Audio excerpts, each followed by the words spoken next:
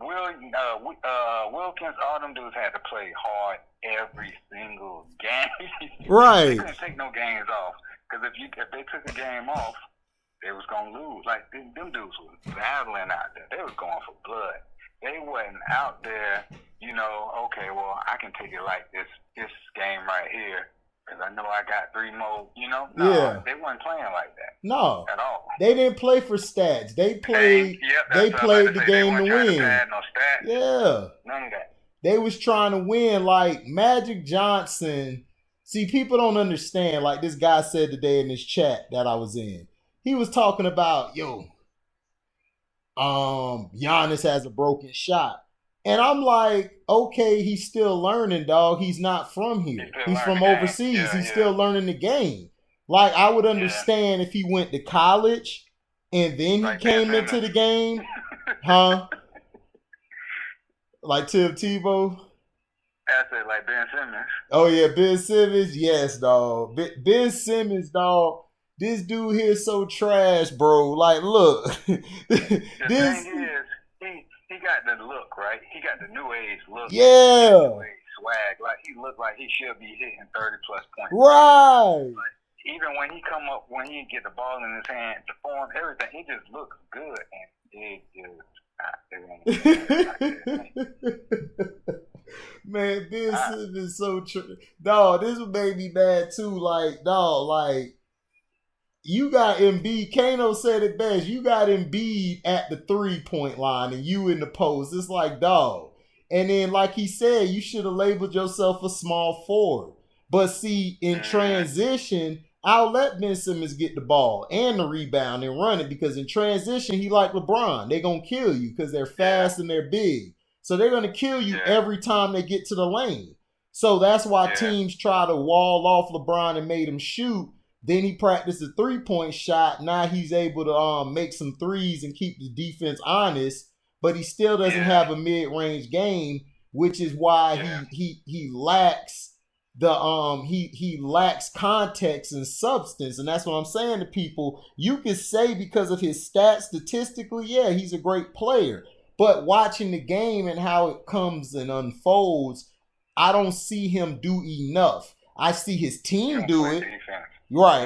For me, I'm a defensive guy. Yeah. And everything. All sports. I side with the defense, right? Yep. You're not a great player, in my opinion, especially in basketball where you have to play both sides. Football, you don't. You know what I'm saying? Right. Unless you Champ Bailey. You know what I'm saying? Unless you, like how we used to be in Little League. You know Charles Woodson. But, Charles Woodson. Like dudes like that. But in basketball, you have to play both sides. You have to. You're a professional basketball player. You're getting paid millions of dollars to play both sides. Right. So you shouldn't get to take one side off. Right. Your defense. You can't take one side off and be labeled the greatest. Right. It just, you're a good player. I give it to you. You got the size, the strength, and all of that stuff. And, like you said, in the paint and in transition, you're a beast. Right. But, right. One-on-one, you don't even stick the best player. Dominique Williams stuck Michael Jordan. Yep. You know what I'm saying? Like, Penny Hardaway stuck Jordan. Yeah. You Charles Barkley. You feel like you the man. Yeah, that's my thing. Barkley stuck Shaq, and Barkley wasn't no center. Right. Barkley and Rodman used to give Shaq a lot of problems, and what's surprising to me about Shaq, and this is why I tell people Shaq overrated. He's not a terrible player. He's not trash. I don't want people to understand that. He's a great player. Right. He made it. He made it to the Hall of Fame, well deserving. But I'm just saying, as far as his playing ability, yes, you have the athleticism, the strength, the size, the talent, but you don't have another part of your game. You don't have the mid range. You're not able to take people off. Yeah, you're big. I hear that excuse, but Zebo was big. And Zebo had a post game to live for. Zebo had the knee.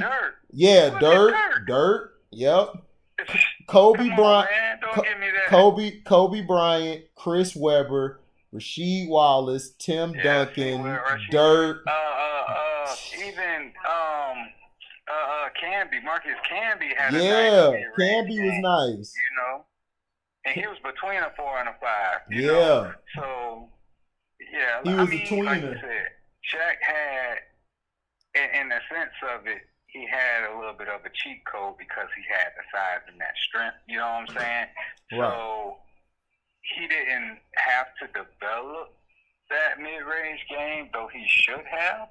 But because he was so big, he just bulled his way down to the paint, inside the paint. And that's so what LeBron does. That's what LeBron does. They're both the same, except LeBron could shoot a 3. Shaq couldn't. Right. So they're the same. That's not entertaining to me. I want to see a Magic, like put you in the post and take you off the move to either the right to the left, finish with the left or the right hand on you, and does a hook shot. Did you see that? Was it you that posted that about with LeBron and Tracy McGrady? No, I said, oh yeah. I posted something. I said that Tracy McGrady and Allen Iverson are better than LeBron James, and that's what I said. It was somebody showed a video clip of LeBron when he was in high school going to a Bulls game or something like that, or a Cleveland game or something like that, and they was playing the Magic, and T-Mac was playing. And T-Mac went off. He went Yeah. I know what you're talking about. He posterized somebody and looked over at LeBron, you know what I'm saying? Right. And like he was in awe. He was like, that's how he wants to play. Right? Yeah. But you nowhere near T-Mac, in my opinion. You're not T-Mac. No. The thing with him is that, same thing with Penny Hardaway, them knees, man, the injury is what killed T-Mac's career, you know what I'm saying? Right. The only award, like Kano said, I would give, only category LeBron dominates is longevity. I'll give him that. Yeah. But I still feel like that P to the ED. I say team management. Too. You gotta give him that, because this dude put himself in a position to win. Yeah, he does. He got the gift of gab with management, with the owners, with the other players to put him in a position. And the NBA, and the NBA. You can't leave out the NBA. Him and Adam Silver are sleeping together. Yeah, 2 last in the league. AI couldn't do that. As a greater player was. No, they hated AI. They hated AI. They didn't allow AI to. They changed the whole defense. They took away hand checking to bring in zone defense to stop Allen Iverson. And Allen Iverson destroyed them. Iverson was a problem. And that's what I'm saying. Offensively and defensively, I would take him over LeBron. The way he played with a tenacity, like Kobe Bryant said the best. We all are lucky Allen Iverson wasn't 6'6", because if he was 6'6", bruh. Yeah. Iverson used to give Kobe the business. That's what people don't understand. Iverson used to take it to Kobe. Iverson was 6 foot. Right, he was 6 feet. Iverson was my height. Right. He was short, and but the thing about Iverson that I love, that he played with no fear. He just kept playing. He kept playing, and I just feel like his circumstances is the way what happened to his life. He can't help that. He was born in a situation, and that's what I used to tell my sister and my mom and my dad a lot. Look, man, like some people, well, not my dad already knew this, but my mom and sister, I try to tell them everybody ain't fortunate like me or, y'all or us. Everybody comes from something different. And I'm going to do a video soon. I'm probably going to do it tomorrow. Ron Artest was the greatest defender ever. But the reason what kept him from me putting him up there is because of the mental issues and that. But I'm going to break it down to people. that Ron Artest was the greatest defender ever. He's the Yeah, greatest he was a victim of defender. circumstance, though, Yeah. like you said. Yep. You And he know, was a victim of circumstance, a victim of, just a, emotional trauma. A right. lot of things that a lot of dudes like us, like from our hood, right, couldn't Yeah. get out of. They couldn't get past. You remember Big Ray Yeah. that played with us? Yep. Oh, remember Ray? So only reason why Cello started is because Ray got kicked out of school for feeling on a girl when we was in 11th grade. Bro. Oh, okay. That's the only reason. Right. That's the only reason why Cello got his shot and was able to do all the stuff that he did. That was Big Ray position. Yeah. You know what I'm saying? And Ray was better than Cello. You know what I'm saying? Yeah. Like, for real. So, certain people get certain chances because other people cannot get out of their own way. And it's not because, they just bad. It's just what they know. You know what I'm saying? Mm-hmm. A lot of stuff that I did being young, I did it because that's all I knew.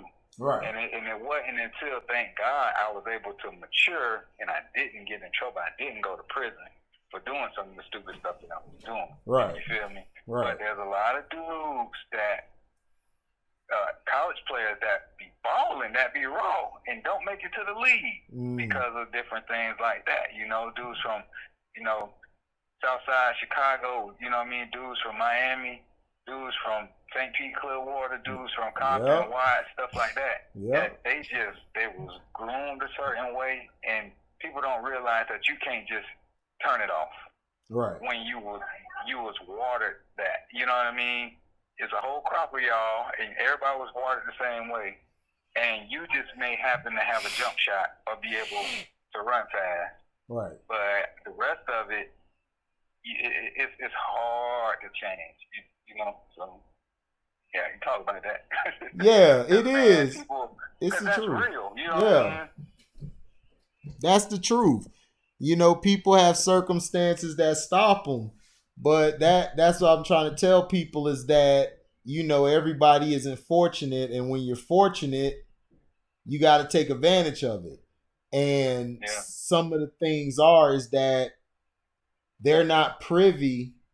People from the hood, people from the projects aren't privy to having a program put out there for them on how to check and balance, on how to build their community up, on how to be a hustler when your job isn't going right for you. And that's not their fault. And I think people really don't understand, because people always talk about these athletes speaking out and saying this. And like I told Davion this, I said, look, man, these athletes, man, are basically our entertainers. They're there for our entertainment. Yeah.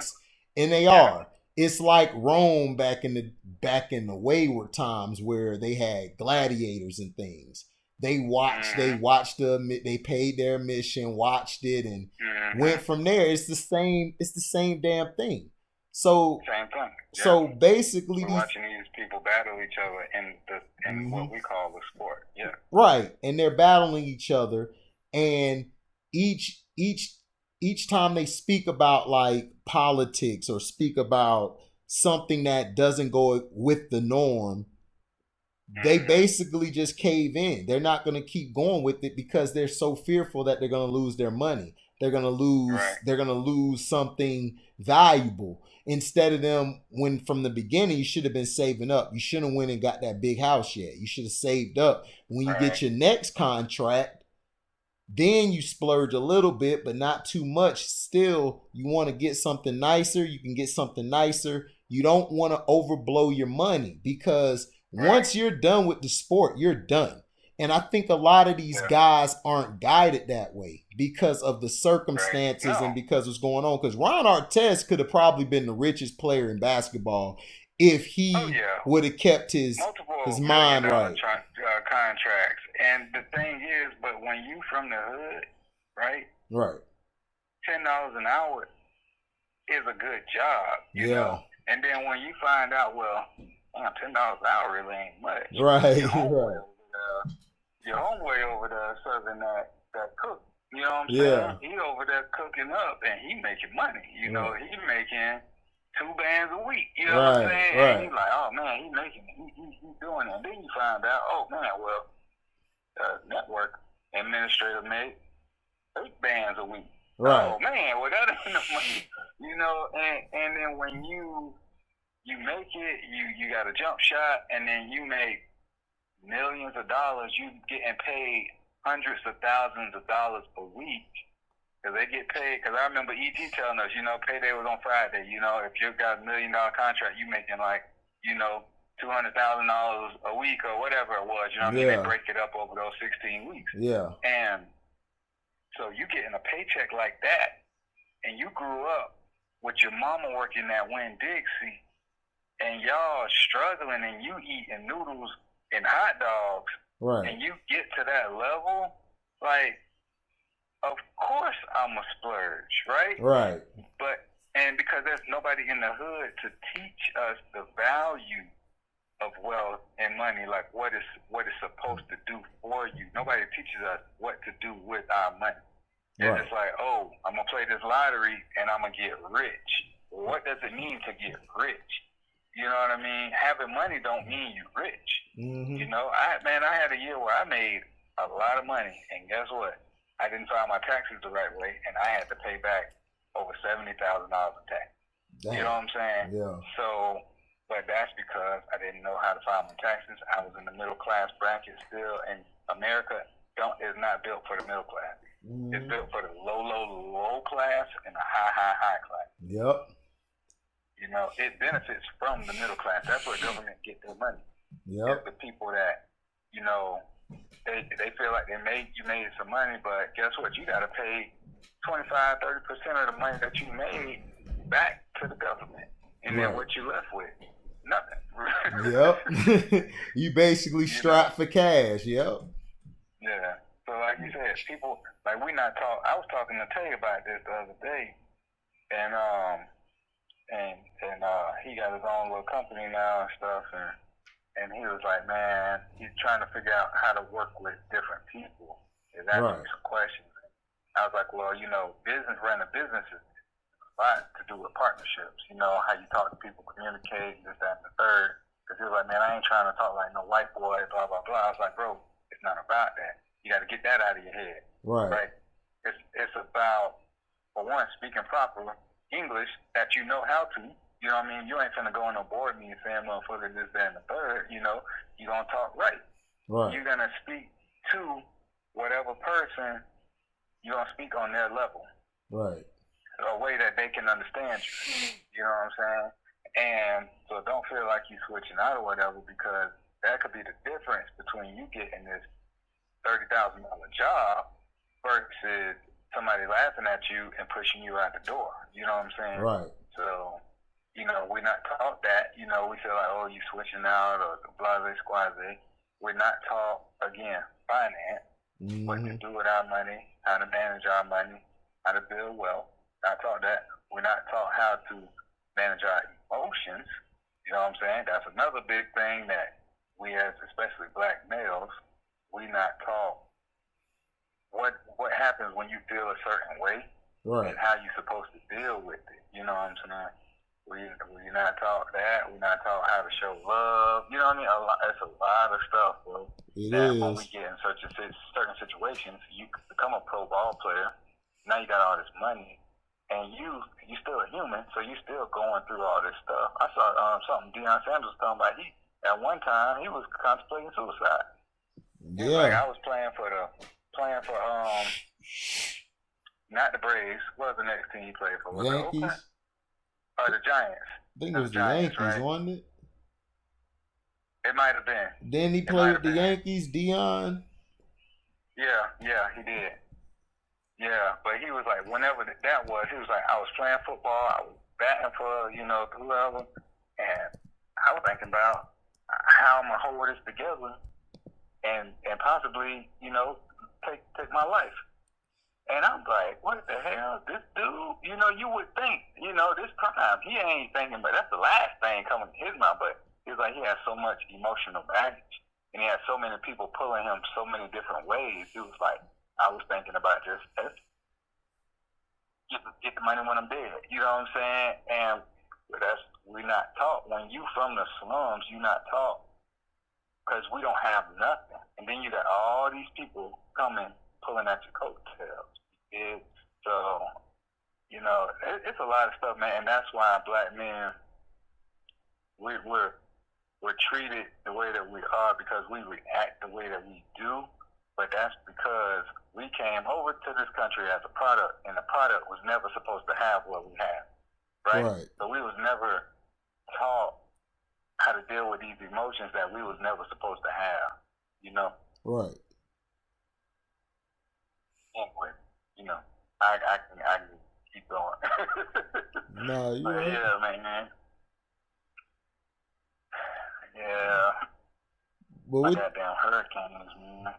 Yeah. But we winning, but man, we only winning by 1 point against trash teams, man.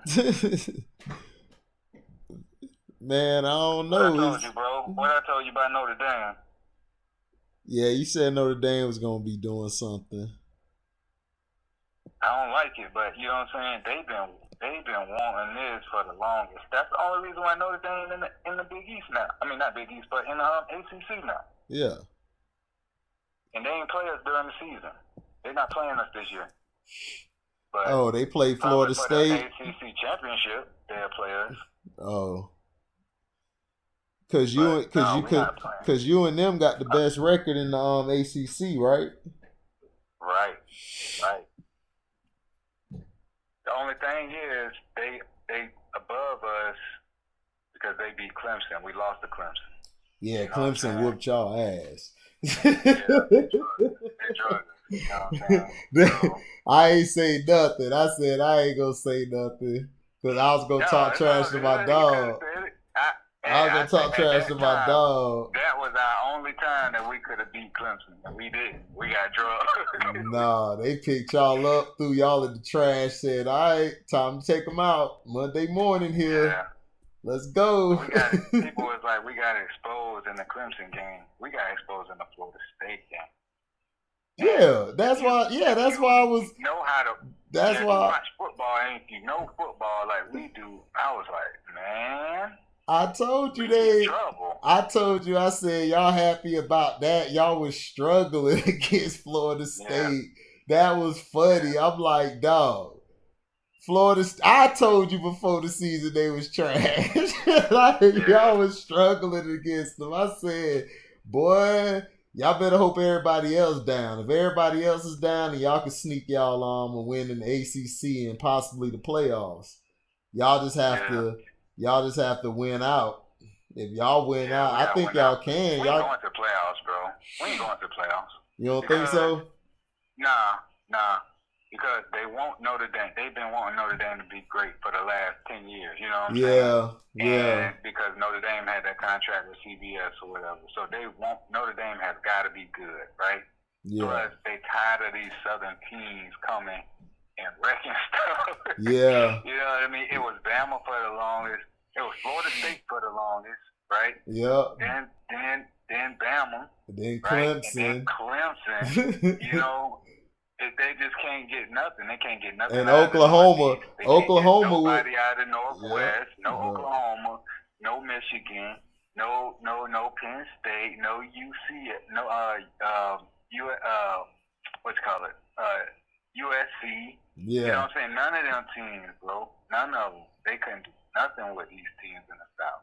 Oh no, because the South is football. The South is the best in football.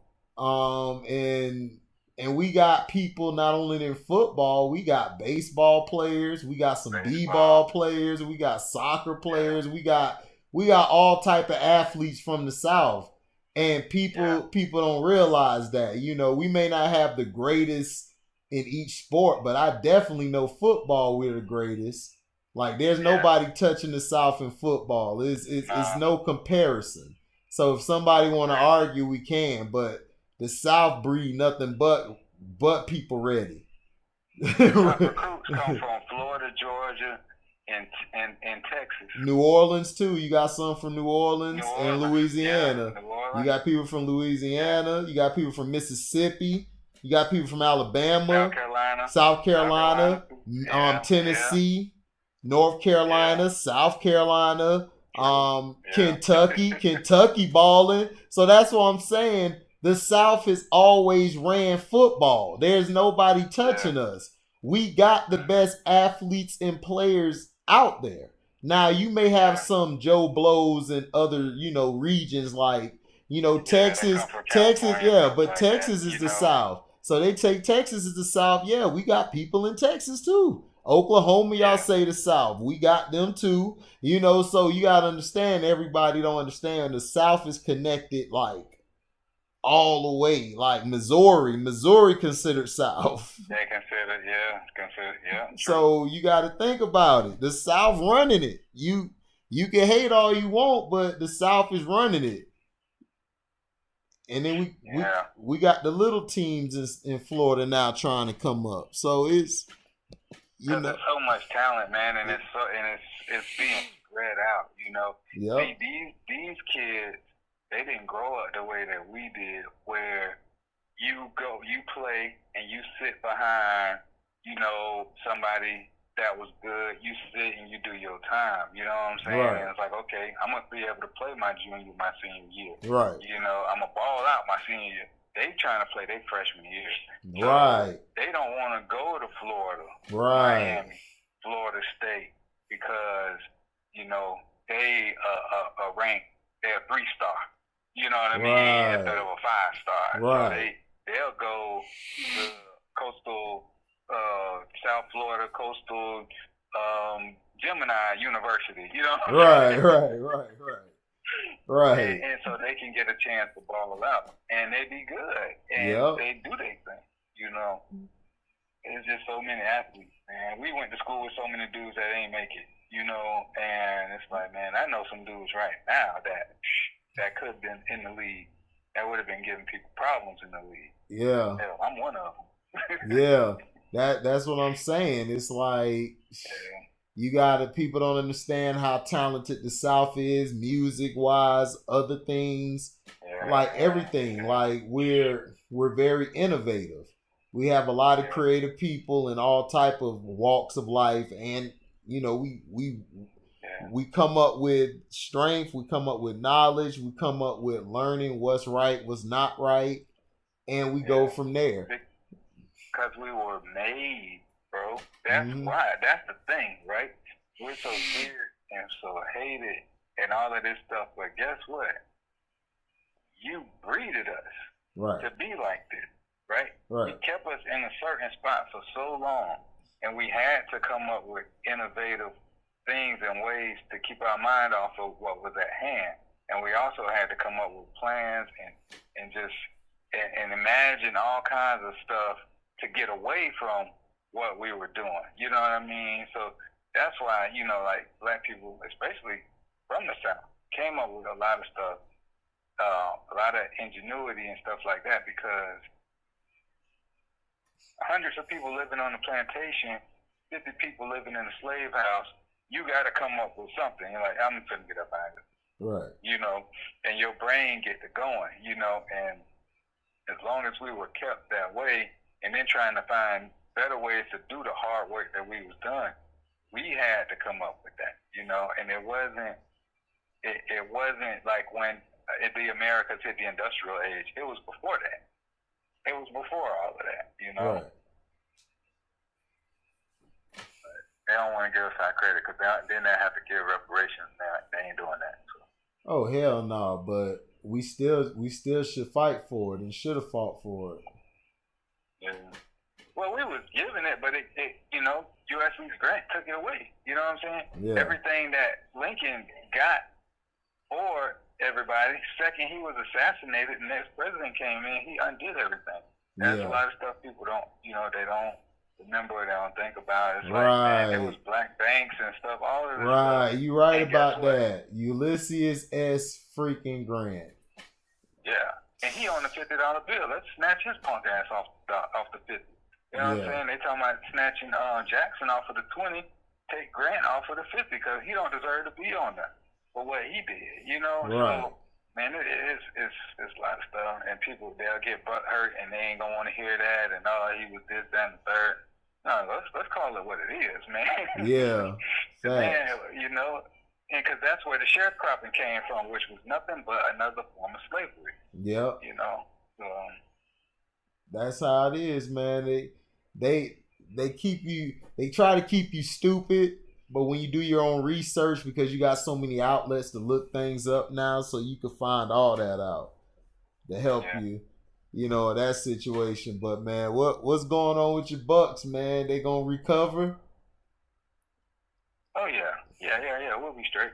Listen, the thing is, it's a power struggle happening right now, and that's what people are seeing play out on the field. Whoever wins the power struggle for the week is when the Bucks win.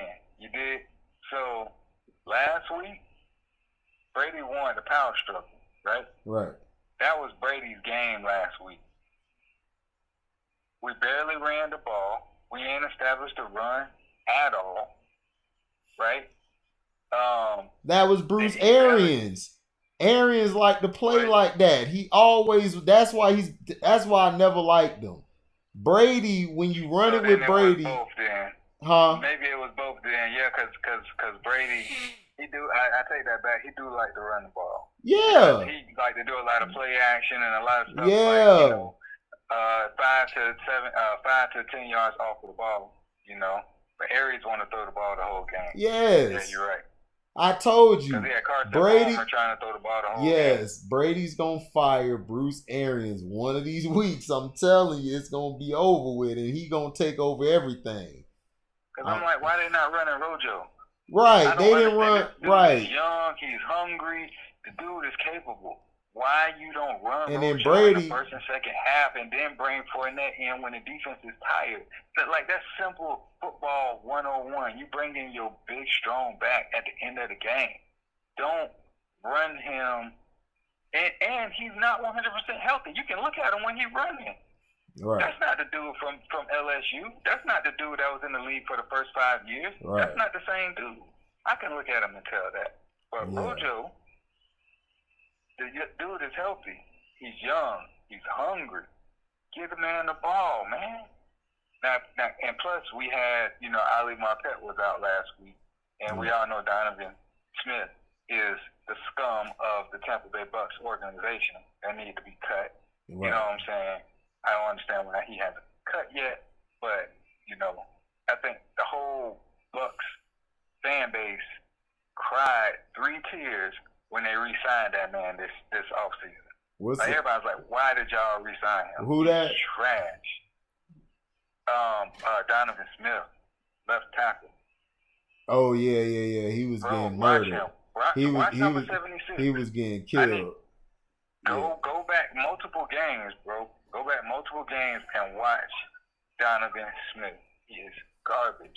Go back to last year and the year before, and a lot of Jameis reasons why Jameis was being hurried and was throwing wayward passes was because he was being rushed from the left side.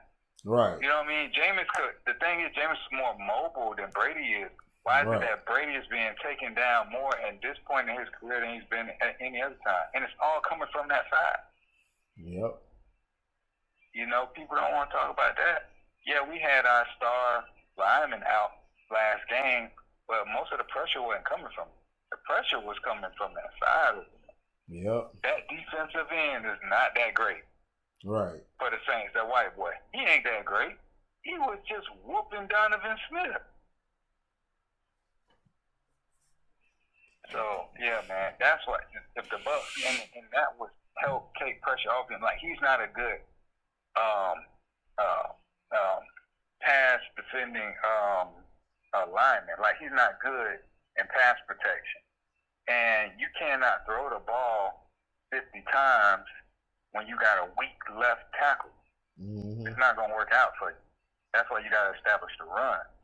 And if you don't want to run the ball that many times, well, do some screen passes or something. Like, you got to do something so that this dude can get a full head of steam, because he's big and strong, but he's a running.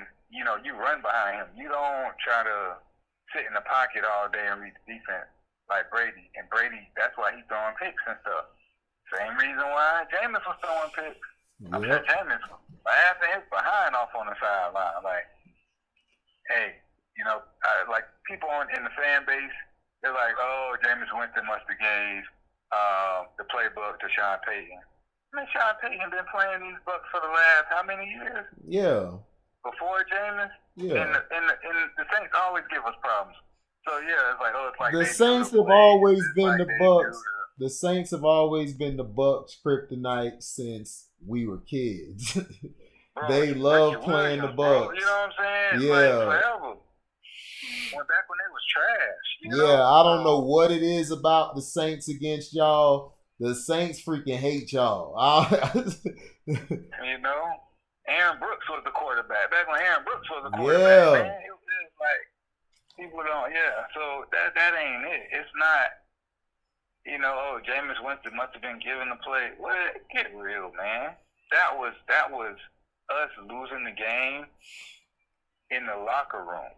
You know what I'm saying? Like, that was a struggle between coaches and players that game, because there's way too much talent to happen just drug like that, you know? Now, our defensive backs got exposed. Yes, they did. But the thing is, this is the thing, though. They've been playing like that the whole season. Yep. They've been playing like that the whole season, but our D-line and our linebackers was able to save us. You know what I'm saying? Mm-hmm. Because of the blitzing. Like, I still feel like we got a good defense, but we need some of these DBs to step up, but they all young, so they ain't really got the experience, you know? I like Carlton Davis because he plays aggressive, but sometimes he plays a little too aggressive, so he get roasted. You got Winfield, which is he's nice, but he's not fast enough to be a left guy down the island a lot of times. Right. You know, and he'll get roasted. You know, so we definitely got weak spots all over our secondary. They're good, and especially in like short yardage and stuff like that, and playing aggressive and playing fast. But this ain't the same NFL. That defense would have been great, you know, in the mid 2000s, right? You know what I'm saying? Right. Like in that time, because the linebackers fast, the D line, you know, they can get at you. We could play a nice cover 3, cover 2 zone and be good. But the way that they play these offenses now, that defense ain't gonna work. You know what I'm saying? You got to do some sneaky blitzes. You can't just put 8 in the box and run it, you know, because quarterbacks like Drew Brees will light you up. You know, all he needs is a 2-step drop. He don't even need 3. You know, he's definitely not taking 5. Right. So all he needs is 2, and them routes are timed so good that the ball's out before you can do anything. You know, so. Yeah, I still think they gonna choke. So I just don't. To the playoffs, bro. Huh? Look. I think we'll go to the playoffs because look at the NFC East. Oh yeah, they terrible. That's our way into the playoffs. Yep. Because the NFC East is so trash. We gonna make it into the playoffs. Yep. So the thing is, what's gonna happen once we get to the playoffs, right? They need to give Mike Evans the ball more. I like Mike Evans in the slot, you know. Yes. Instead of Godwin in the slot, put Mike Evans in the slot. Put Antonio Brown at the Z receiver. Yeah. And run it like that. Try to get the double teams off of Mike Evans. Right. Mike Evans do 75% of his snaps on the double team. Right. You know, sneak him in the slot. You know, hell, I put him at tight end and put Gronk out wide, and you know, and they'll be like, "Whoa, what's going on?" Before they know, quick snap, boom, you got Evans going up the seam, like stuff like that, man. Right. They just, man, I don't know what it's going. No, you're right about that. Antonio should be a Z. Godwin should be the X. And the Y should, of course, be Mike Evans. And then whenever you go you have Gronkowski out there. And you could have you a fullback with the running back, or just have them out there all together and spread it out, and just move the ball, or give it to Roe Jones a little more, and then start throwing it. Like when you stick to just trying to do one thing, you're not gonna win that game. You're not gonna win that game. You're not gonna win. And what's up with Shady? Why Shady not playing? That's what I'm trying to figure out. What's going on with Shady? Like, I feel like the best back coming out the backfield to catch the ball would be Shady, in my opinion. That's what I'm saying. I thought they would use him for third downs. I don't get what they're doing. Like, I would have Shady on third downs, and then I would have Rowe and Leonard Fournette on 1 and 2. Like, that's what I would do. So I don't know what they're thinking. Yeah, I don't get it. Like I said, I would run Rojo first half. Yep. First quarter, second quarter, and maybe even a little bit into the third quarter, all Rojo. Then I bring Fournette in, and like you said, Shady would be a great third down back. Yeah. On third downs, from the first quarter to the fourth, I'm bringing in Shady, because you don't know what I'm going to do. You don't know if I'm going to do a draw with him. You don't know if I'm going to dump it off to the flats with him. You don't know what I'm going to do with him. That would be perfect, but Shady ain't getting no snaps. And I'm like, I don't understand. You put in Rojo on the bench. You got Fournette going. Like, what's going on? You know what I mean? It just don't seem like the team is being managed the right way, and that's like the Bucs' downfall.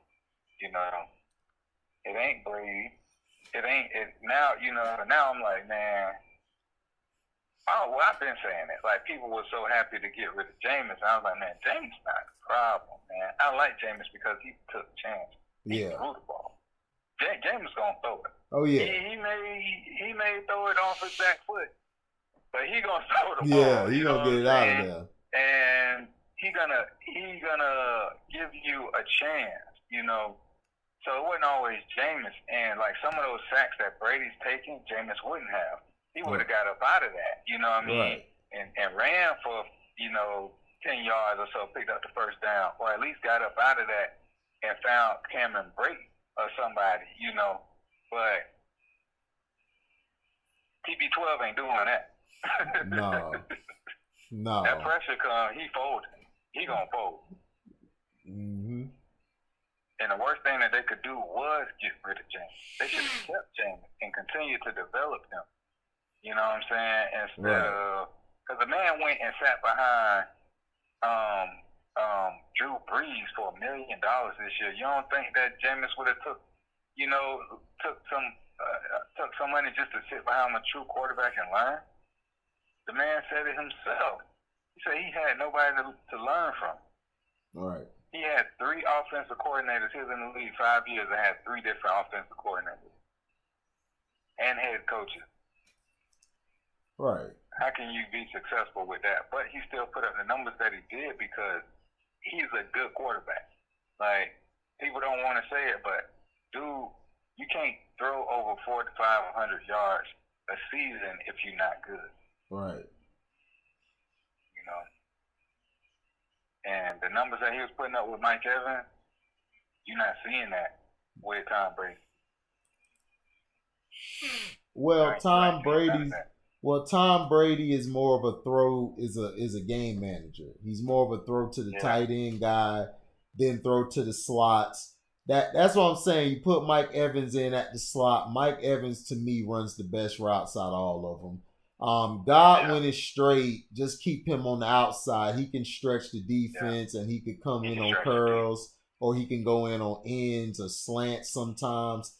And then, and if you got AB, I would cut down the throws to AB. I would try to still use that other guy, Scotty Miller, because Scotty Miller's a little faster than AB. AB's quicker, but Scotty is a lot faster.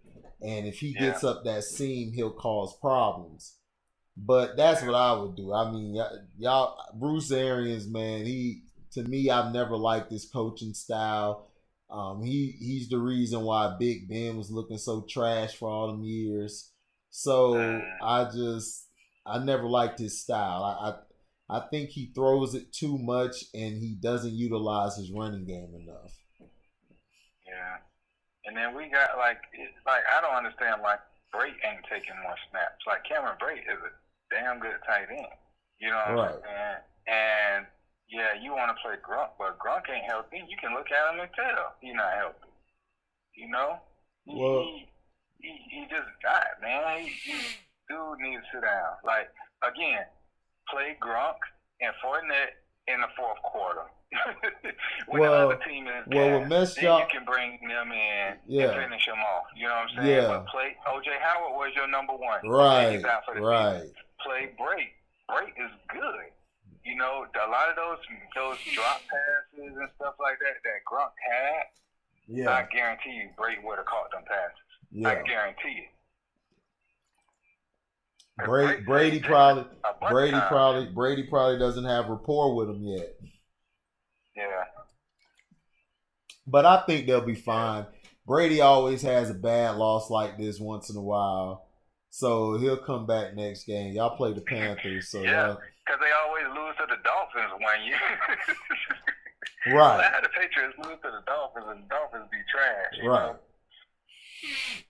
The Dolphins be trash, but the Dolphins have always had a defense. So that's why. They just never had an offense because Marino left. Yeah, they never thought about rebuilding. So what you think about Cam? You think he's going to bounce back, or you think he you know, what you think? I don't know, man. Cam looking done, man.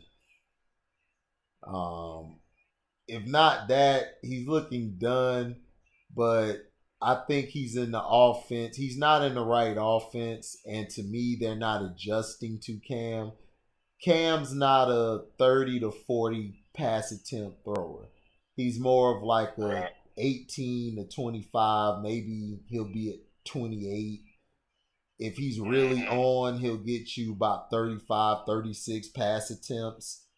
But he's never been that high thrower of the ball like that. But he could throw. Running back. Right. Cam's always had a good running game too. Right. He doesn't have a running back. Michelle isn't tight end. Right. Doesn't have a tight end. Greg Olsen for all them years. You know what I'm saying? Right. Belichick mismanaged the talent. I think he came in too cocky and arrogant like he's always been, and he has to understand, like, Tom Brady, like, you run that offense for Brady. You don't run that for Cam. Right. And that's what's the problem with Cam is, and I just think, man, Cam, I just don't know if he's going to get a chance after this year. Cam got to go to the playoffs or do something big. Because if he don't get to the playoffs or do something big, I mean, he done. Because, you know, they don't give black people, they don't give black QBs anything. We can't get 3 or 4 chances. Yeah, like you said, like the video you were talking about, you know, like with Randall Cunningham and Steve McNair and all them. Yeah. You know, the only black quarterbacks that really get respect is Warren Moon. Right. Like, ain't nothing. Well, he gets respect now. He gets respect now. But then they didn't care for him. Because he was out doing they white boys, so they hated him. Yeah. So he had to go to the Canadian Football League. But he's respected now because that's my greatest QB of all time. I mean, I know Brady got the hardware, but Warren Moon was the greatest thrower of the ball I seen, dog. The way he threw that, him and Marino together, they're like neck and neck. You can flip a coin. And then I got like Tom Brady and Joe Montana, and then number 5, I don't even know because it's like out of Favre, Jim Kelly. It's a lot of QBs that would be Breeze up there too. I like Breeze since he was at Purdue. I always like Breeze probably because of the average size guy. You know what I mean? Like same reason why I like Russ. I like Russ, man, just because he's my size and he out there cooking. He out there doing his thing. So I really got respect for him because it's that much harder for them than it is for a quarterback that's 6'4", 6'5". You know what I'm saying? Like, you know, they got all these other things that they're supposed to have as a prototypical in that position. They ain't got it, Right. and they had to, you know, lighten it up. So. And also, Drew Yeah, Brees balled out because Michael Thomas came back. Because before that, he was playing like yeah, ass. So Michael definitely. Thomas deserved his contract. So if anybody talk trash Yeah, about him getting the money, Michael Thomas and Alvin Kamara, if the Saints don't yeah, have them, they gonna suck. I mean, I'm dead they're gonna fuck. serious. I'm dead serious. Like Alvin Kamara, oh yeah, and the white boy, Hill, Taysom Hill.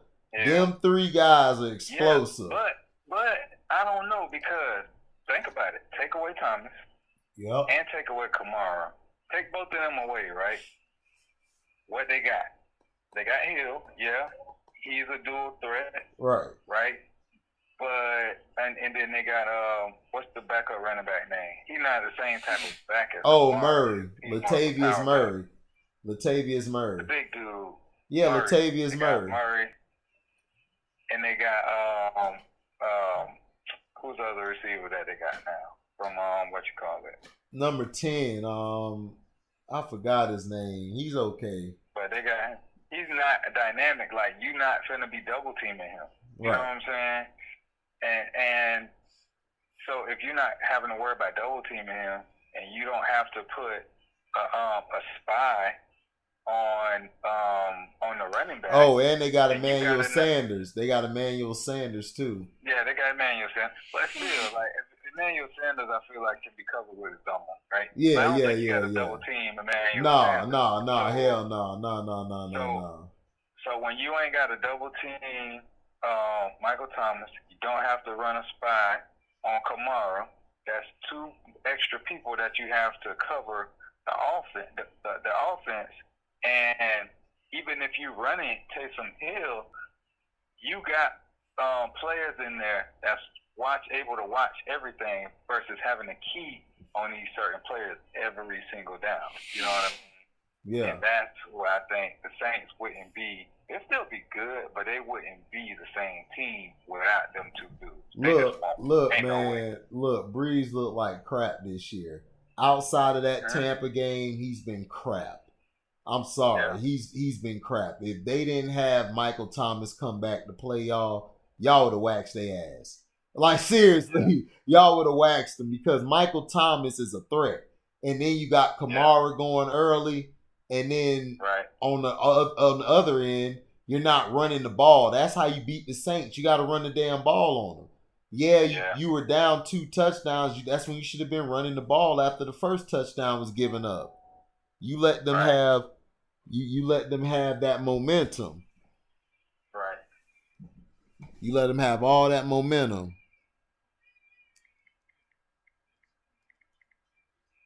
So that's why I look at it like, man, nah.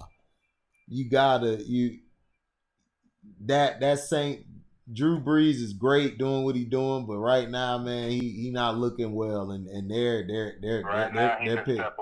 Right. But if he didn't have those guys around him, he'll be in trouble, like straight up, you know. But that's fine, you know. But the problem with them, I don't trust them in the playoffs because Sean Payton always does a DAP. And the DAP I like to call is a dumbass play, which is a disorder. Coaches get it too. And the players get it too. So it's called the DAP. So I put that out there. People like DAP. I'm like, nah, dumbass play. Like this guy. So Sean Payton, I think, overthinks himself too much in the playoffs, and he costs himself the game. When he just should just do a regular game plan and they'll win more. And win more, Yeah. Because it wouldn't be that close. Right. His games be too close for no reason. Right. You know what I mean? With first round teams, that's like, they shouldn't even be, that shouldn't even be a question. You know, why are they playing like this? And you're right. I didn't think about that. Like, he be trying to just do just ridiculous stuff, man. You know, on 3rd and 2, he trying to do a play action, but throw the ball 50 yards down the field. You know, like he just be doing crazy stuff, man. Yeah. Exactly. And Yeah, that you think Tyson and what you call it gonna fight for real? who? Mike Tyson and Roy Jones? Roy Jones. Yeah, they gonna fight for real. Yeah, they gonna fight. No, they gonna fight. I forgot the date. I gotta look it up, but they're gonna fight. Tyson going at Roy Jones. They're gonna fight. Oh, I don't know, man. I just don't. I just don't believe it. I just don't.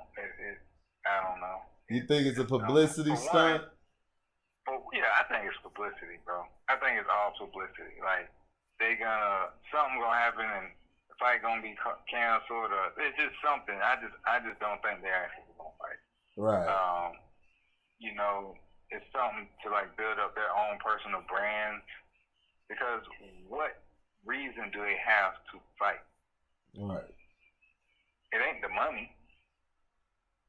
It ain't, like what's the reason? It ain't the proof. What you got to prove? It ain't got nothing to prove.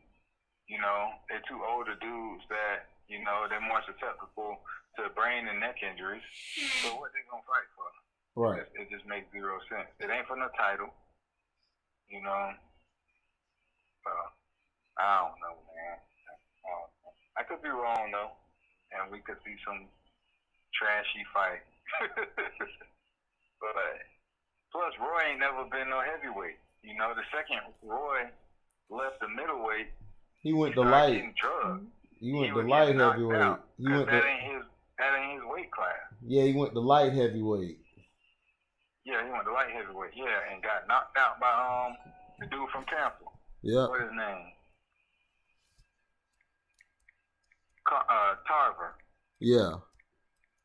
Tarver threw that punch, so he closed his eyes and whap. Boy. Yep. Roy was drunk.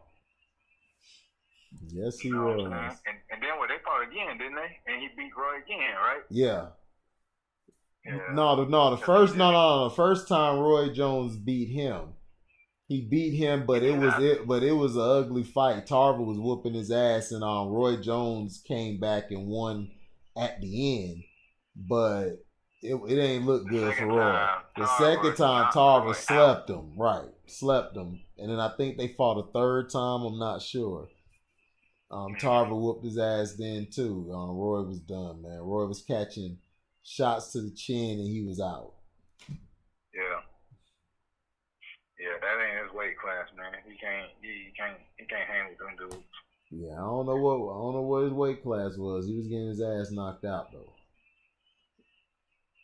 He started off at like welterweight, and then he went up to like middleweight, and then when he tried to make that jump up to light heavyweight, it was a wrap.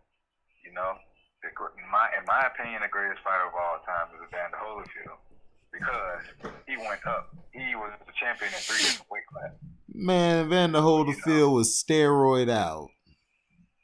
So what? I don't care. Hey, I don't care. Listen, that's home team. He still is the greatest, all right?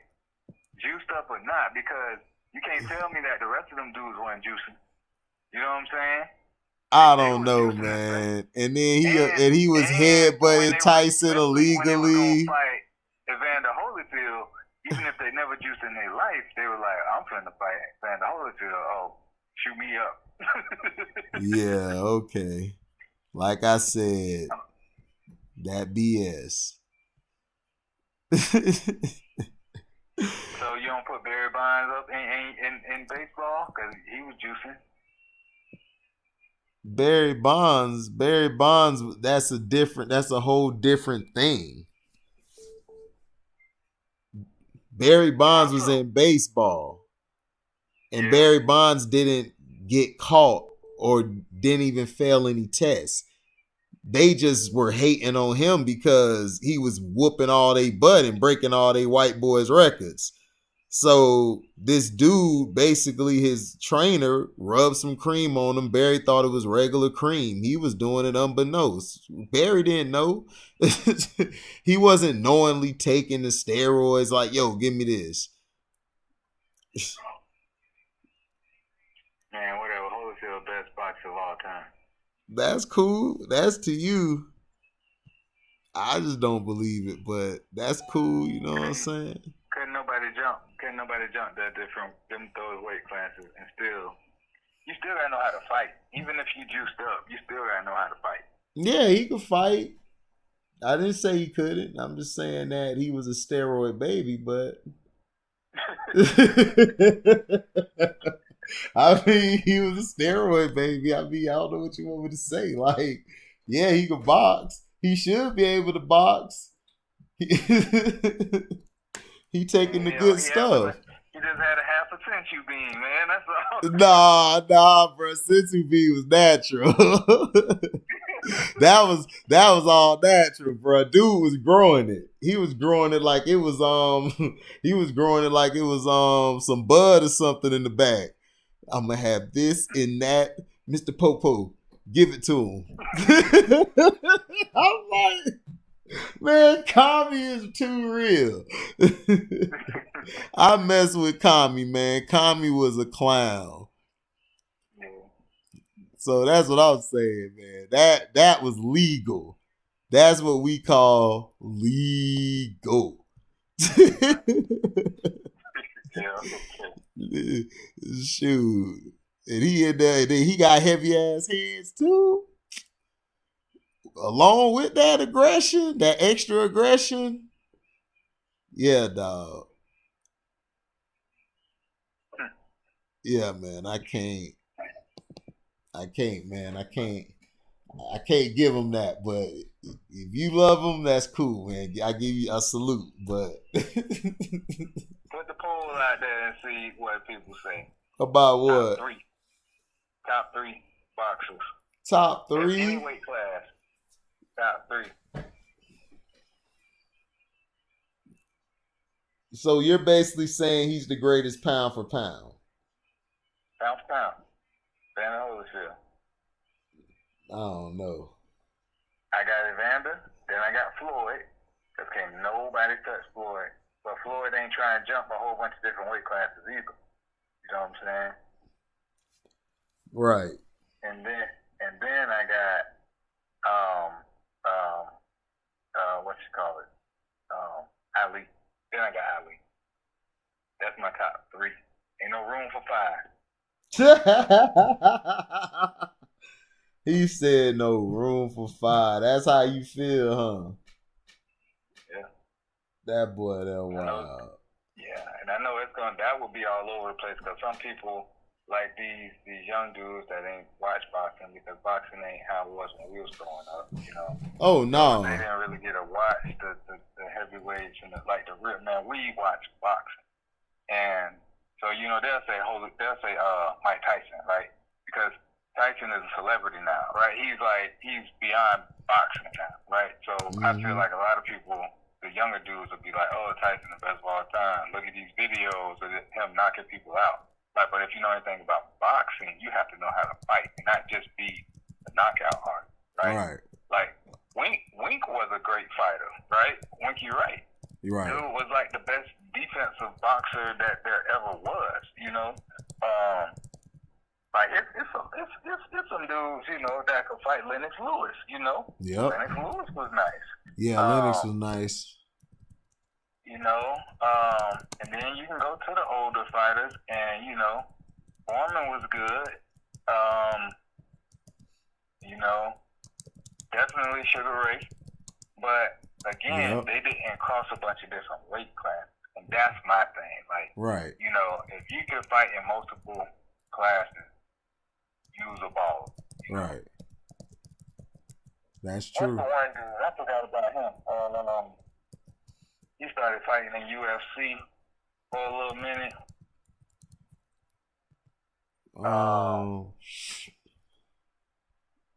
You talking about black dude. John Jones? Funny.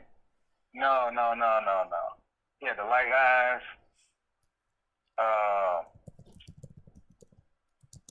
Oh man, what's his name? I think he was middle class, maybe welterweight. But he fought in both of those classes. because he fought what's the Puerto Rican dude? They fought multiple times. I can't think of their names. Hold on, I can't. Oscar De La Hoya. Right. Oscar De La Hoya a couple times. It's not Floyd. It's It wasn't Marquez, was it? Who? It wasn't Marquez, was it? No. His dad is a trainer.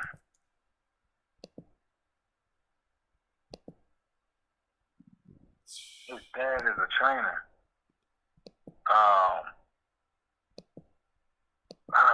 man. It'll come to me, but anyway. He was good too. But cause he fought in the Olympics too. You know, he was good. So man, I can't think his name. It's gonna bother me until I do. But anyway, so look, I got the Bills winning the AFC East, right? And the Dolphins making the playoffs this year. Oh, I got mine flipped. I think the Dolphins gonna come back and win it. You think so? Mm-hmm. Okay. I don't trust Josh Allen. You don't think Josh Allen you don't think he's taking over the NFC East? Mm-mm. I think his team is good and his team is ready for it, but I don't know about him. Sometimes he be off like real bad. Yeah, sometimes he be real off. Yeah, so I'm not sure. I'm gonna see. We gonna see tomorrow. What about the North? AFC North. Pittsburgh. Yeah. Yeah, Pittsburgh gonna win it, and Baltimore's gonna make it. Cleveland's gonna be out. Baker, I don't trust Baker. No. And in the South, I think the Colts gonna win it. I've been right so far. They beat the Titans last night, so I was right about that. Oh man, you should have listened to me. I was going for the Colts. I knew the Colts was gonna win. I told everybody the Colts got one of the best defenses out there, and they got a running game, and they got receivers. They got a team on the low, but nobody's talking about them. That's what's crazy. It's like, that's because nobody likes Felicia Rivers. That nigga said Felicia Williams. Rivers. That's why. Felicia Rivers. But yeah, they'll win that. You're right. I feel you. Colts probably win that one, and then the what was that? No, in the West. Who in the West?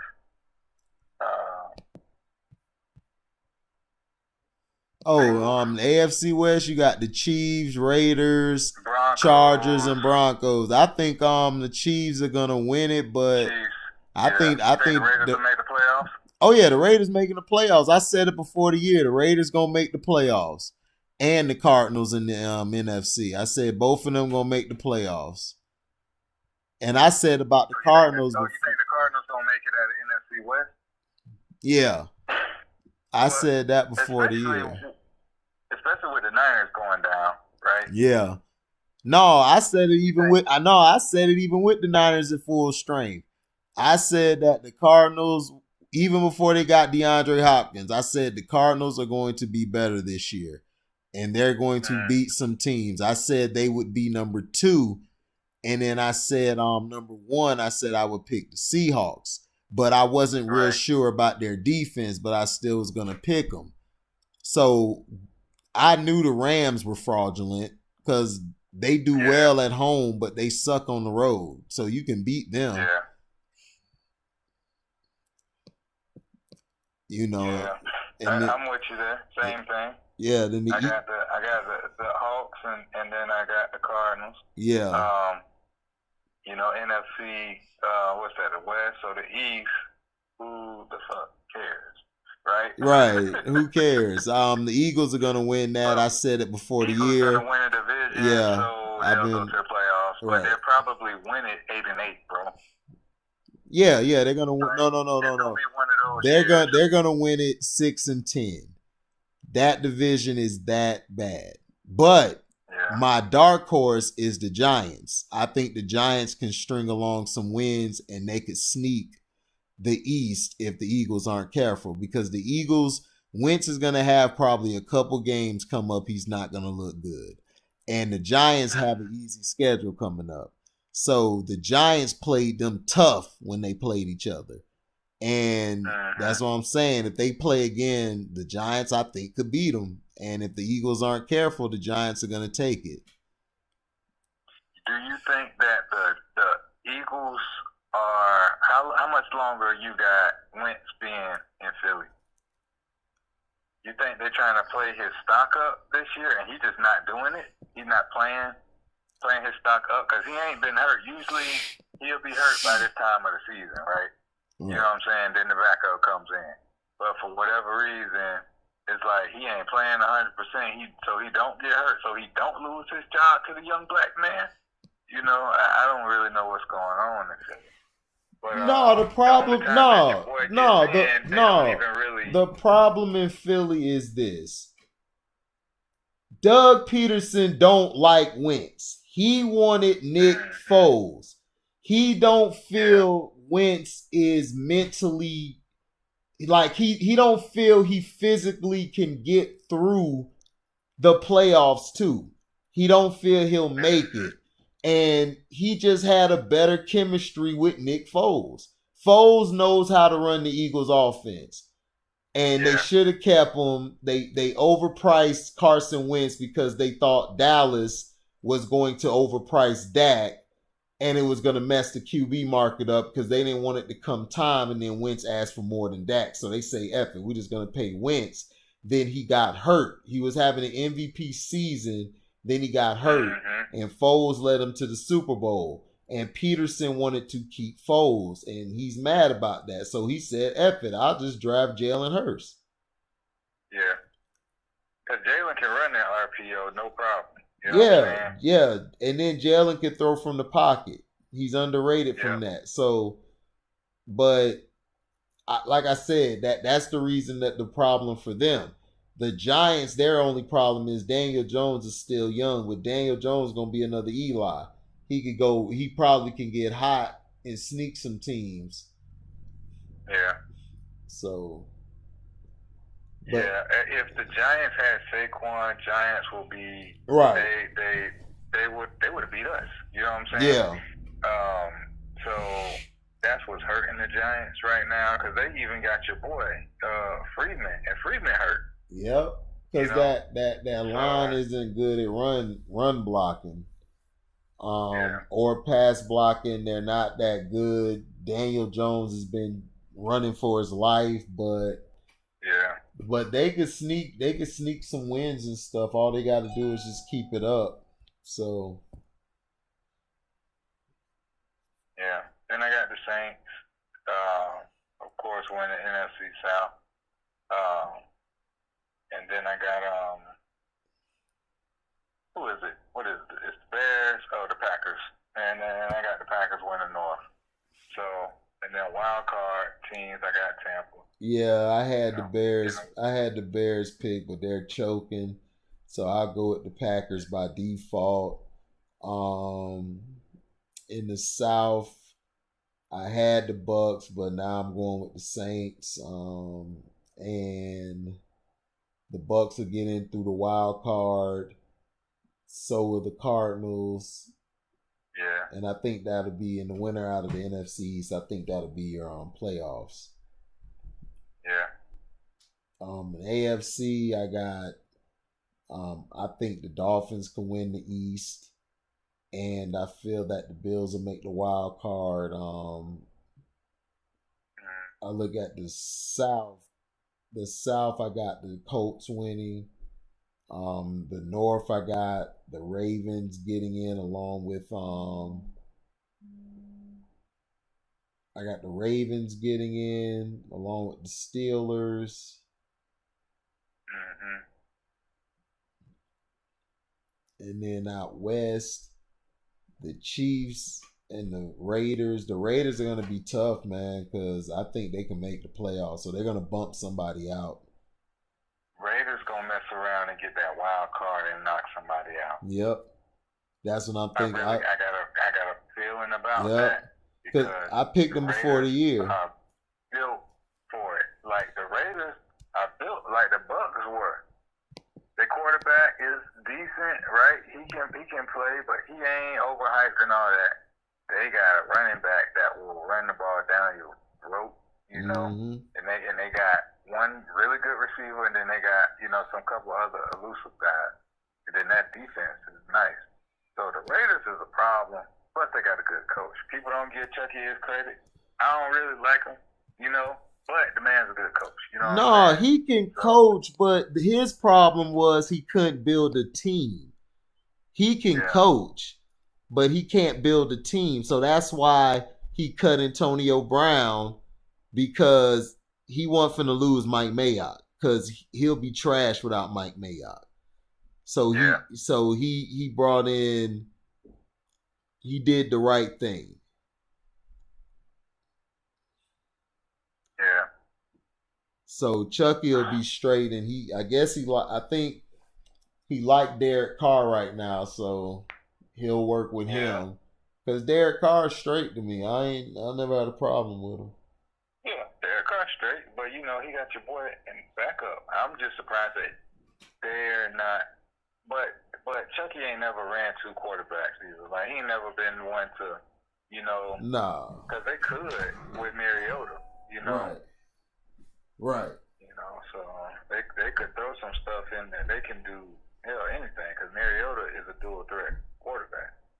So but they still have that option. But Mariota's from a place where I like to call lack of balls. So I don't think I would count on him. Man, look, Tua from the same place. Well, I guess, but Tua played in the South though. Yes, dog. Tua was way better. Tua was way better than Mariota. Mariota was not that good, and I kept telling everybody, Mariota's not that good. But everybody kept telling me, man, HD, you hating. You a hater, just like you hate LeBron. You hating on him. I'm like, I ain't hating on nothing, man. Mariota, all he is a damn running back there. He's a real running back. And then in college, he had to run that fast break crap to get teams off guard, because he can't throw from the pocket like that. So when he played against, I think it was Bama, they exposed him. Yeah, they exposed him, because they beat y'all. Yeah. They beat y'all in the playoffs. No, Oregon beat us because our defense was trash. Remember, all our defense left that last year. All our defenders were gone. Yeah, they had y'all boys running around looking gas. I was like, man. Man, that's an understatement you saying. It was terrible. They made us look like crap. The defense that y'all had is the same defense that we got now. Yeah. But that's why I kept telling him. Is De'Aaron King eligible for one more year, or this is last year playing? You said who? Our quarterback, the Canes quarterback, De'Aaron King.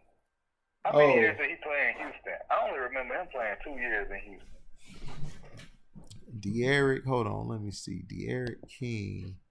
I know he's a senior, but I wonder how many years of eligibility he got. You know what I'm saying?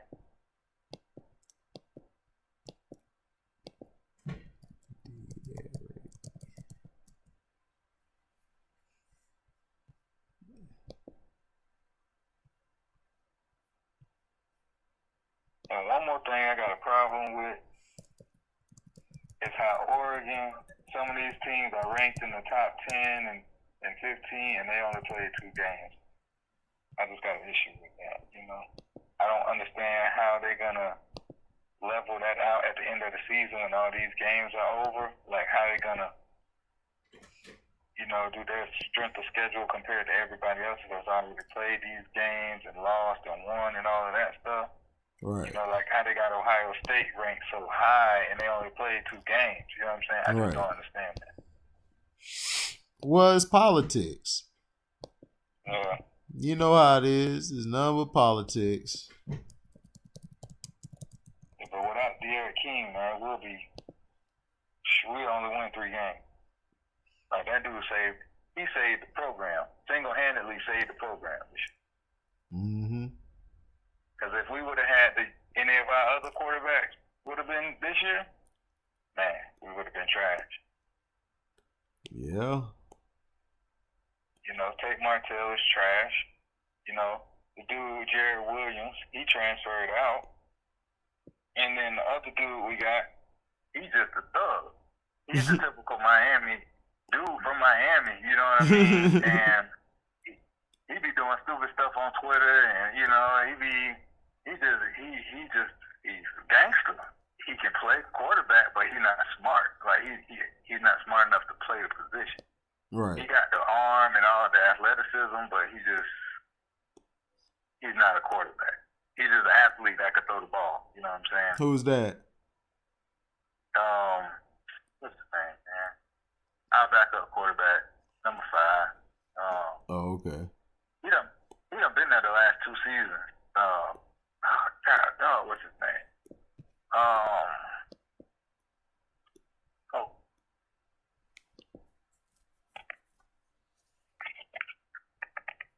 Let me see. I can tell you real quick.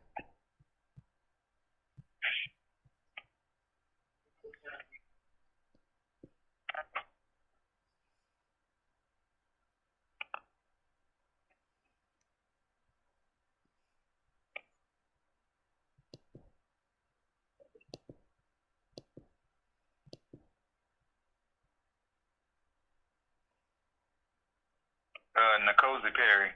Oh, okay. Yeah.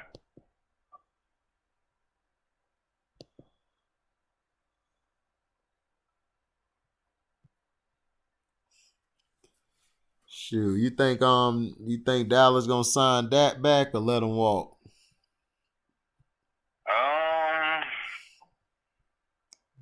Because I think they're gonna let him walk. I think so too. Look, this is what I think, bro. I think Dallas is gonna try and get your boy from Clemson. Yeah, but it ain't gonna help. He don't want to play for. He already said he don't want to play for the Jets. So that put them in a position to make a trade on draft day for that little dude to go to Dallas. And everybody say the other guy better. Man, Jerry wants somebody that's gonna bring. Oh no! Yeah. He gonna bring the white boy. He fit Dallas. Yeah. He fit Dallas, but I mean, they'll probably do better next year because they ain't gonna have film on him. But I just don't see him being a long term. Could he play with that talent? Yeah, I think he could with CD and them. But Amari Cooper's so soft. He's so charming on both sides, dog. He's so ussy. I said it. They should have paid him. Why they pay him like that? Because Jerry's an idiot, dog. Jerry should have kept Byron Jones. He should have let D-Law walk. He should have let Zeke walk. I told everybody they should have let Zeke walk. They got Pollard. They could have got another Pollard in the draft too, or another guy that was like Zeke like. So you would have been fine. Dak was holding it together. Yeah.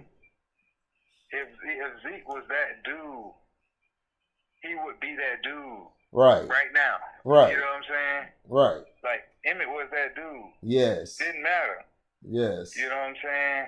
Yes. And I was pissed off like that's the thing. You know, because I used to like Dallas too, you know, back in the day. And the thing is, I just can't, man. Jerry Jones I just can't, man. I was He like, an I'm just idiot. go with my home team, man. I can't Yeah, listen to the Cowboys, yeah, you know. yeah. But Jerry's an idiot. Yeah, he's the yeah, problem, and they're talking about, oh, well, you need to get rid of this coach. But I'm like, y'all complained about Chris Richard last year, yeah, so y'all the problem. So that's what I'm saying. Dallas always does this, and like I told my boy Germ, we're delusional as a fan base. We are so delusional. All we have to do is say f them and stop supporting them. But no, we're delusional fans, and that's the truth. Everybody tells the truth about the Cowboys, the Cowgirls. right, They're delusional. They're stupid. They don't they don't know when to say, you know what, F it, I'm not coming to this game. Because people in Cleveland and other places, they'll say F this. They're yeah, but they're content. They're not delusional. They're content fans. Where they're right, like, man, F it, we'll still be here even if we suck for like 30 years. We're the right. same as their Same. fan base. Buck saying same thing. Yep. You know what I mean? Like if you're a real Bucks fan, yeah, that's that. It is what it is. And it's funny to like read the blogs and stuff of all of the Brady fans, right? Right. That have come along to Tampa, and they're like, "Oh man, what's going on? What's going on? Blah blah blah blah blah." And the real Bucks fans like, "We lose games. Right. Welcome to the Bucks." Right. It's like, man, you go in expecting, even when you team up, you be like, man, hopefully they hold on to this lead, and then you're happy when they win. Right. You know. Right. But But the Dallas is, Cowboys, bro, I don't know. I don't know, man. yeah, they trash. It ain't. Yeah, it ain't gonna change until Jerry is out of the picture. Right. Jerry got to be out the picture. But see, the thing is, I tell people try to talk bad about Al Davis. Al Davis knew football. Al Davis knew his Yeah, son wasn't working and went with something else. yeah, Y'all just hated Al Davis because he beat the NFL. yeah. He beat y'all in court. Basically, Yeah, y'all still mad about that, so y'all would hate on him. But like I said, I got I knew they weren't gonna be good. I said it. I thought they would be proud. I thought they would try to make the wild card, but I just didn't see goodness from this team. And then you got a whole new system. It's like, I don't know. I'm like, man. Plus, they haven't been together that long. The coaching staff with the yeah, players. I mean, it's just terrible.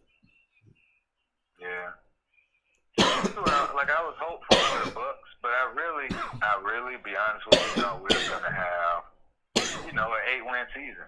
I really didn't think that we would get, 10 wins. I was hoping for an 8-win season and we'd be all right because there's so many new players and all this stuff got to come together. Right. And but people are like, oh, we got Brady, we're going to the Super Bowl, and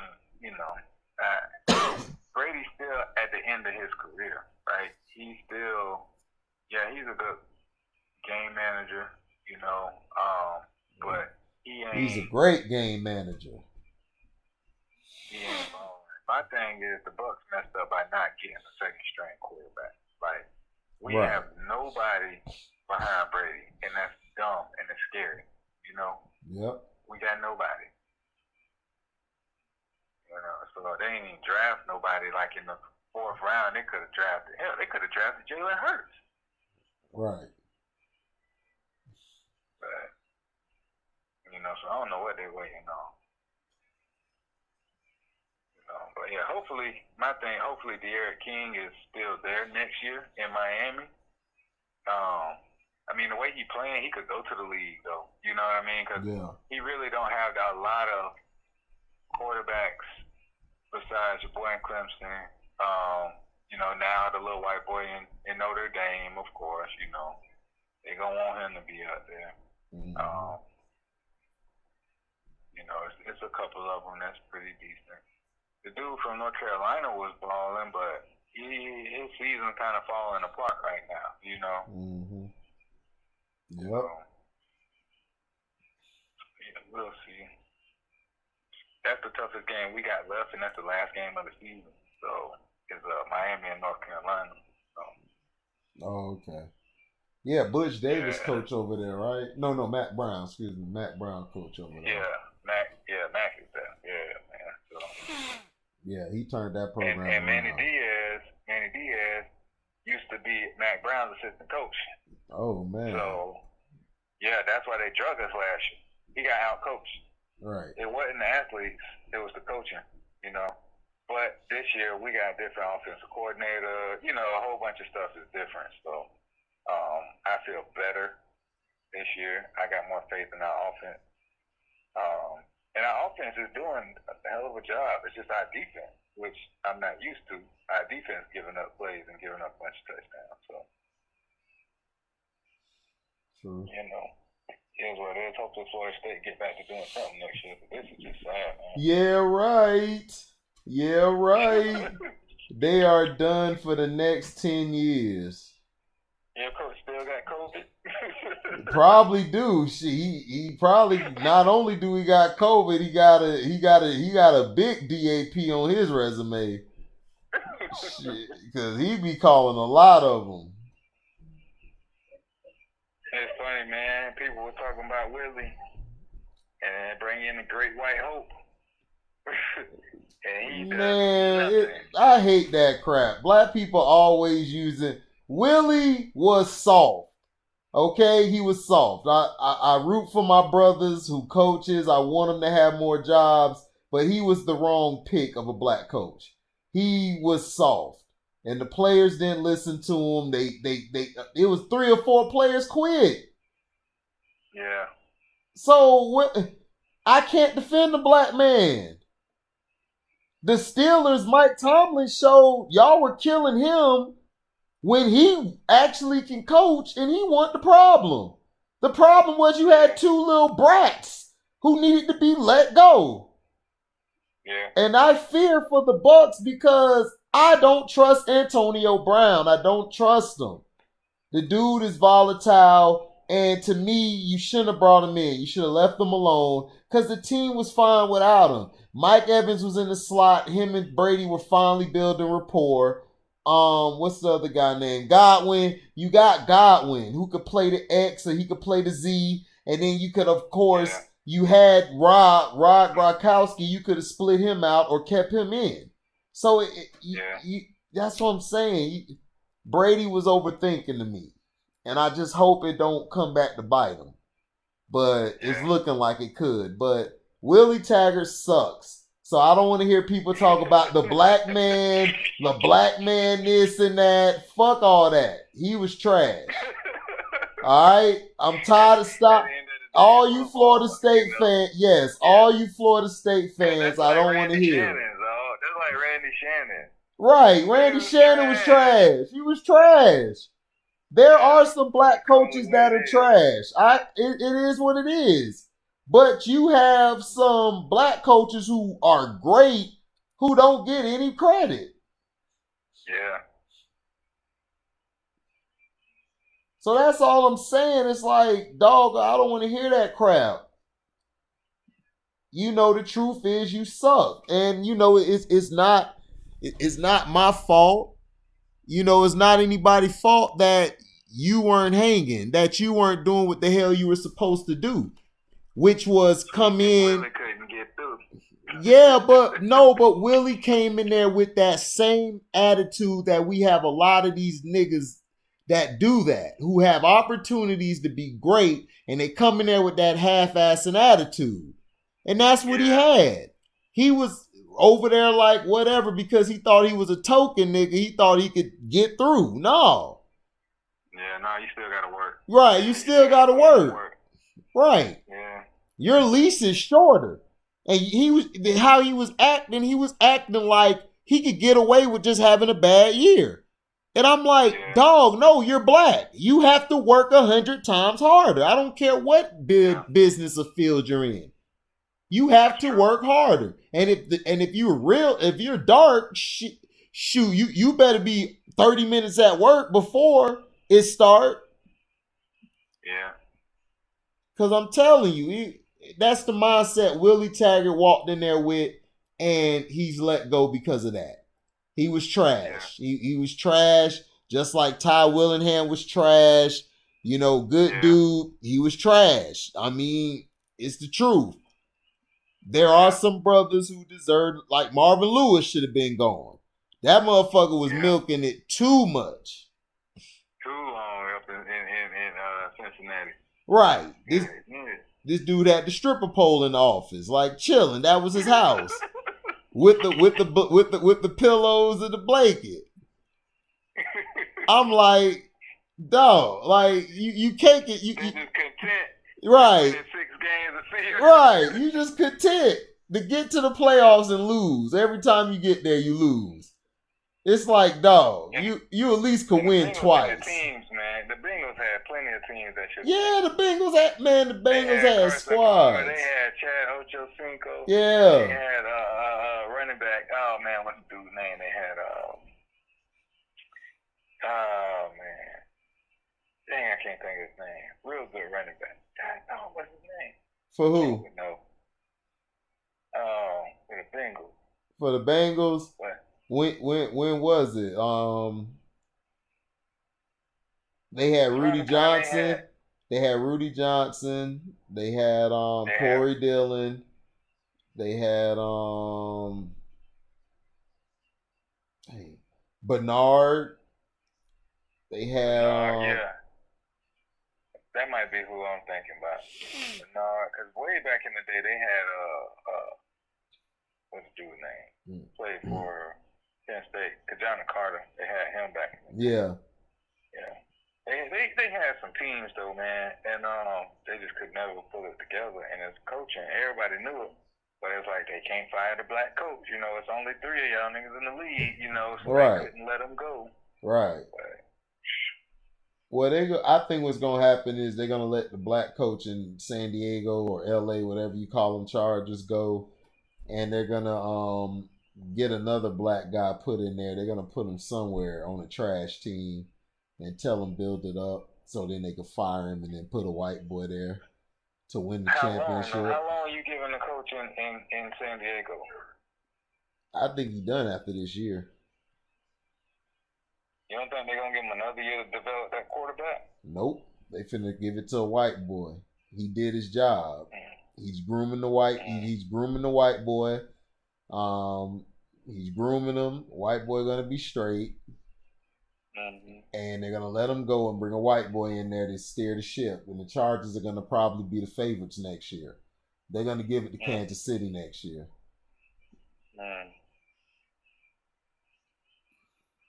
Yeah, because they got a decent team, you know.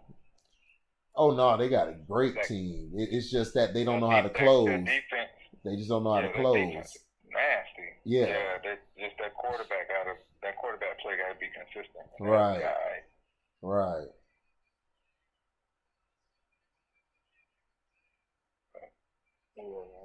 We'll see what the little damn Bucks do. Yeah, we'll see. Like I said, I'm hoping that they make the wild card. They go to the playoffs. At least do that. But I would like to see Mike Evans in the slot. They need to put Mike Evans in the slot, and they need to run Rojo in the first and second quarter. Get a man at least 20 touches. And can he get at least 20 touches? You know what I'm saying? And put Mike Evans in the slot, and I think that would be a much better look for the Bucks. Because we all know Tom Brady don't throw ball to receivers anyway. He throw it to the tight end, to the running back out the flat, into the slot. Yeah. So what's the use of having your best receiver on the team, one of the best receivers in the league, out on the outside? Oh yeah, Mike Evans in the top 5. Absolutely. He's in the top 5. Mike Evans does it all. Yes. Just cause I ain't gonna say just cause I'm a Bucks fan. You No. know I can't stand the Bucks. He's a beast. Mike Evans is the reason Johnny Manziel got all that hype. Was because of him. Mike Evans is a beast. I've been known about him since Texas A&M. He's a monster. Yeah, the dude actually runs routes. Yes. Like being a DB, yes. I recognize receivers that actually running routes. Because Yep. some of them receivers that's in the league, and I'm like, man, if I was in the league, bro. And then Kenny. I would pick that off all day long because they not even running no real routes. The only person that can get away with that is Julio. Julio, the only receiver right now in the league that could get away with not running a crisp route and doing whatever he wants to and getting open. You know what I'm saying? But like Mike Evans, great route runner. Yeah. He's tall, he can jump, he's fast, and he blocks. That's the other thing. He can block. He can downfield block. He can run block and everything. So he's a complete receiver. Right. So he's definitely one of the top receivers in the league. He cry a little bit sometimes, but he's still definitely in top 5. True. Yeah. My best receiver right now is Hopkins, and then I got Michael Thomas. Both of them got impact. And then I got Mike Evans, and then I got who's number 4? I got hold on, I know his name. Who he plays for? Trying to think. Oh yeah, that white boy in Minnesota, Thielen. Thielen a beast. Thielen is nice. Yeah, I got him my number 4. Then my number 5 is hold on, I know who it is. Who that dude named in Miami? Parker. That's my 5th guy, Parker. That's my 5 right now. Nice. I like Julio. I like Julio and all, but Julio, he been slacking a little bit, but he still longevity. It ain't Julio's fault, man. Yeah. That ain't Julio's fault. Yeah, Julio raw, that's but that's all on Matt Ryan. Boston College. Yeah, Matt Ryan. Yeah, Matt Ryan straight to me. The problem with them has been they just don't know how to close. Like Matt Ryan to me is like Jim Kelly of this era. But he just don't know how to close. Like to me, Matt Ryan is just like Jim Kelly. I don't think it's him or Julio. I just think that they threw the ball too much. They should have been managing the clock, running the ball. I think they let Matt Ryan throw the ball too much instead of letting him give it to the running back. Because if you've seen the games they won, Raheem Morris, by the way, great coach. I don't know why I took this long to give him another chance, but they playing better with him than they did with the other guy because Raheem Morris knows how to coach. Well, because Raheem Morris, and this is another thing people don't understand. Raheem Morris won 10 games with the Bucks, with Josh Freeman at quarterback. Right. They didn't make the playoffs that year because the NFC South was stacked. You know what I'm saying? Yeah. You had the Saints, you had the Falcons, and the Bucks all winning 10 games or more that season. And Raheem Morris was the reason, and then they fired the man the next year. What? Right. That don't make no sense. They did the same thing to Lovie Smith. They don't like black coaches. Yeah. They gave Dungy. They didn't give Lovie Smith a shot at all. Right. They gave. What his name? Dirk Cutter. Dirk Cutter said he found out he was a head coach, and he was like, "What?" Right. He was. He was like, "Y'all got rid of Lovie for what?" It's like, why you got rid of Lovie? But they don't want none of Dungy's guys on the whole roster. They want to get rid of Dungy. They don't want Dungy. They don't want him to be glorified. They don't want him to be glorified at all. They don't want none of his guys and him glorified. They knew they did Tony Dungy but wrong. They glorify all the Bill Parcells coaching staff, though. Oh, of course, because he white. You know that. That's plain and simple. They over they overrate Bill Belichick. Yeah. They've been overrating him for years. I kept telling people, if y'all didn't have Brady, Brady makes your people better. If Brady gets hurt, look what happened when he got hurt. The team still did what? They went 11-5. People forget the Patriots like Marlon does. My brother Marlon, I keep telling them. You forget they had Welker and Randy Moss. Matt Castle didn't have nothing to do but throw it up. That's it. Yeah. So that's what I'm saying. And they had a running back. Right. If they were had LeGarrette Blunt. Right. They had Corey Dillon. Yep. They had, you know what I mean? Yep. Man, they right. had running backs. They had tight ends. Patriots been stacked. Yeah, that's what I'm saying. Yeah, and that's what I kept saying. That's what I kept on explaining to people. Like, dog, like, y'all don't understand. Like, Belichick is not all that. I told somebody Dungy's a way better coach than Belichick. Because Dungy can coach defense. He don't have to coach a certain personnel.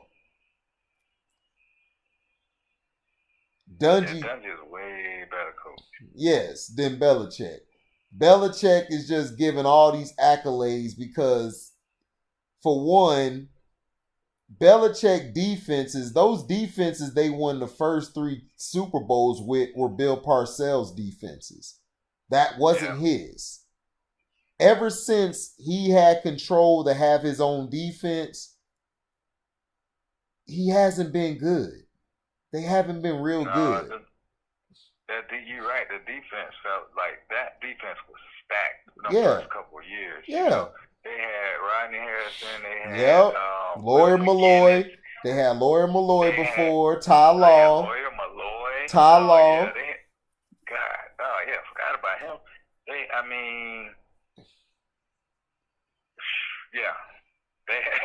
had defense. Right. And you had Willie McGinnis. You had Willie McGinnis and Vrabel. You had Vrabel, who's coaching and doing a fabulous job in Tennessee right now.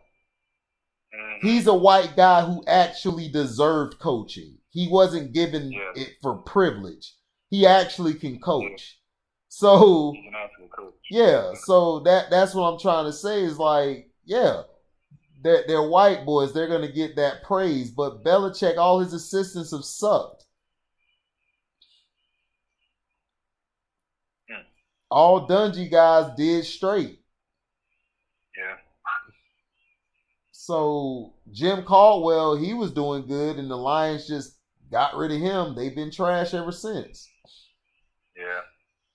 He had one bad season where he was still over 500. He got fired.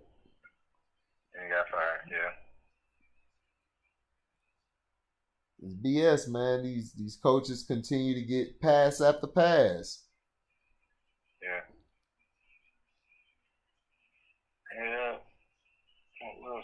We'll see what happens. Yep. Oh boy. But I'm gonna watch it. I'll watch the interview. I'm sure. You know, Davion. That dude is funny. What's up here, man? He is funny. You know. Yeah, him and Kano is going back and forth. Well, and then with my kids, you know, my kid with PJ, you know, they at the age where they could, you know, like jump in the conversation. Yeah. Man, they fun, all of them. You know, PJ was talking about time travel, and you know, it was just funny the way that stuff started going. And Davion, you could be kidding with Davion, but he's never joking, you know?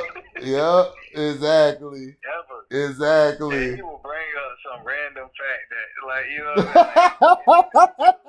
and you're like, man, where you get that from? Man, Davion is a beast. Davion is raw.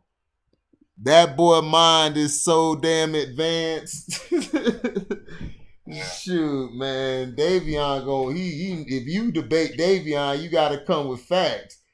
he be getting mad at me because I be coming with facts and everything right back at him. I pull that Jigga man. I show you how to do this, son.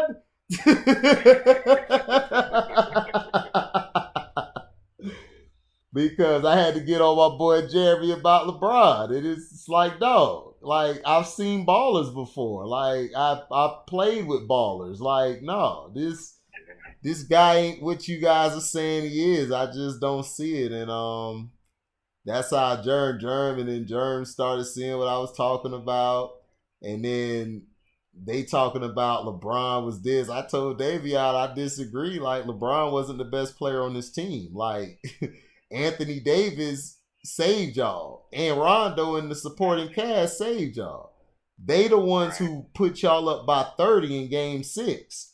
When they put you up by 30, LeBron came in there with his chest out, all big and bad because it's a big lead. He ain't got to worry no more. That's how he always plays. Him and Aaron Rodgers are the same damn player. They both do the same damn thing. But if they can't front run or the game's tight, like game 3 and 5 where he had a great first 3 quarters and in the fourth game he was still doing his thing, but them last minutes, it got tight.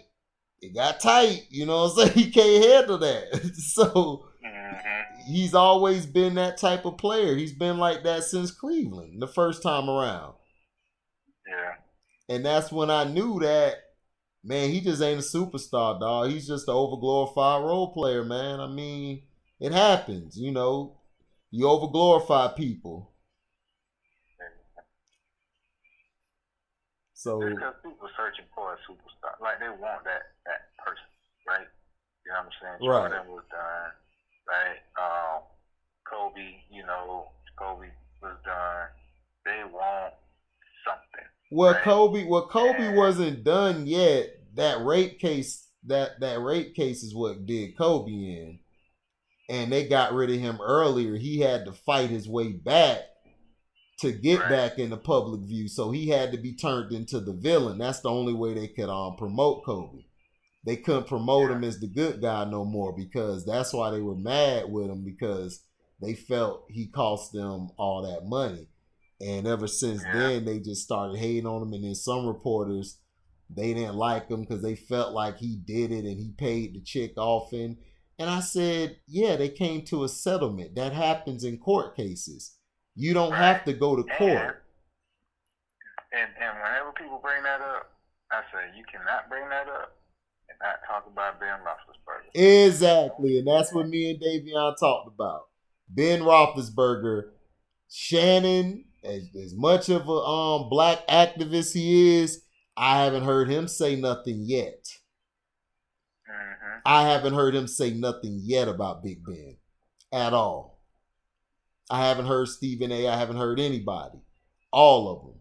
They're all in that same boat to me. It's like it ain't exist. Right. It's like it never happened. But Kobe, even after his death, they still talking about he came back from the rape case and all the allegations and all that stuff. And it's like about Tiger, and they talk about Tiger Woods. Of course.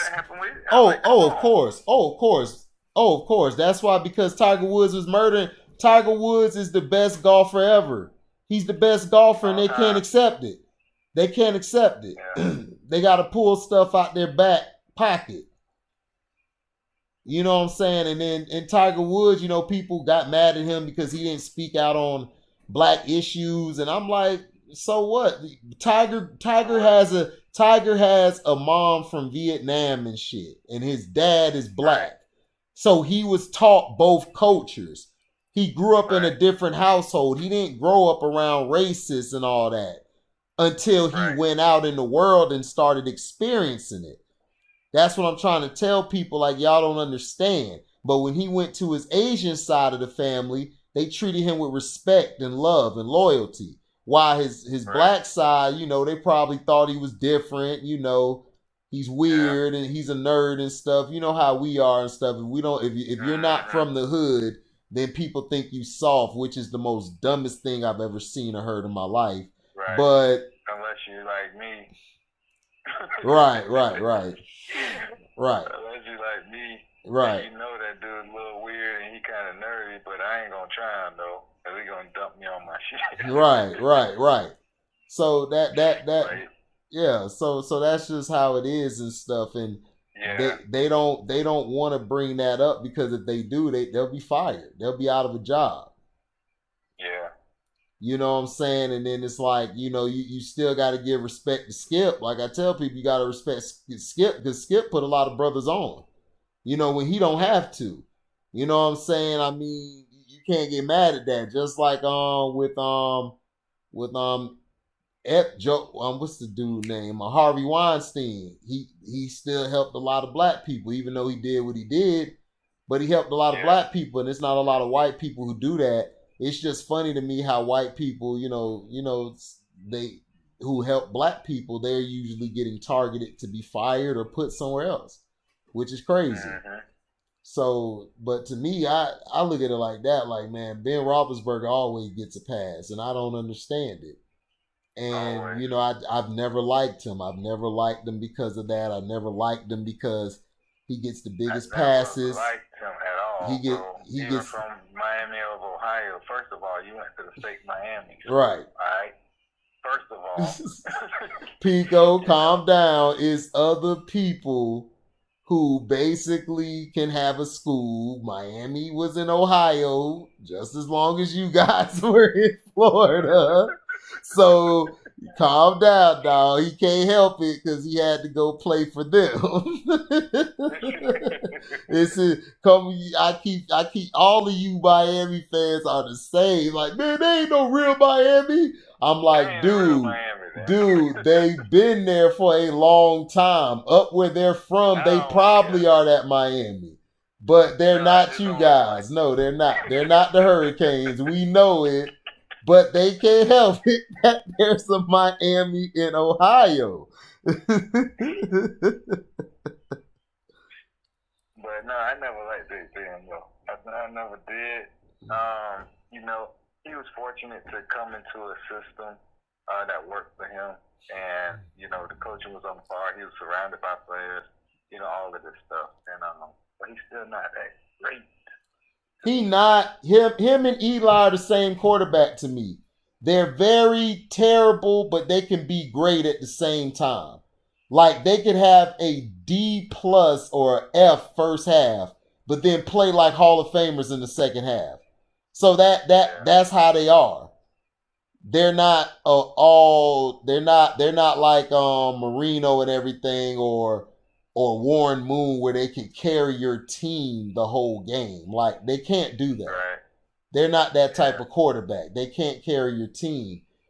But if you put talent around them and you give them a defense, like a top 5 or 1 defense, they'll win. they'll flourish. They'll win. Yeah. Yeah. But that's who Big Ben is. Big Ben like Phillip Rivers, like, you know what I'm saying? He's Mm-hmm. soft, but he's more talented than both of them. Yeah. He's way better than both of them when it comes to being a quarterback. He is.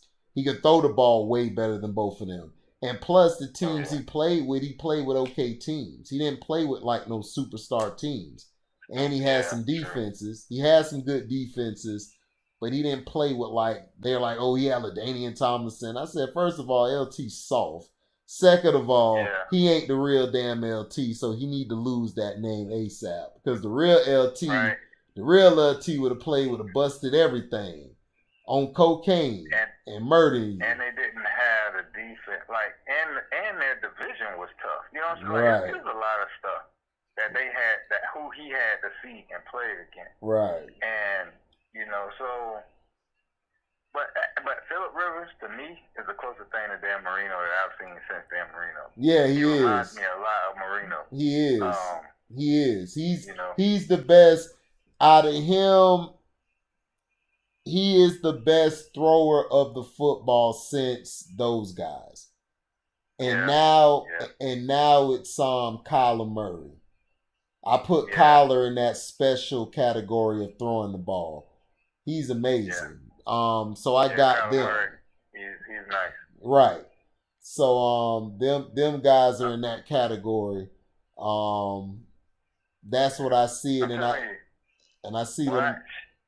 Miami's quarterback. I know you don't like Miami, But watch Derek King. I don't even really I consider him saw him. Miami I quarterback saw him. because he came from I Houston. I, I Like he's saw him really play. Houston's quarterback. You know what I'm saying? He just jumped in our system. He was fortunate enough Right. to come over, and he just want to raise his stock for going to the league, which I don't blame him. Right.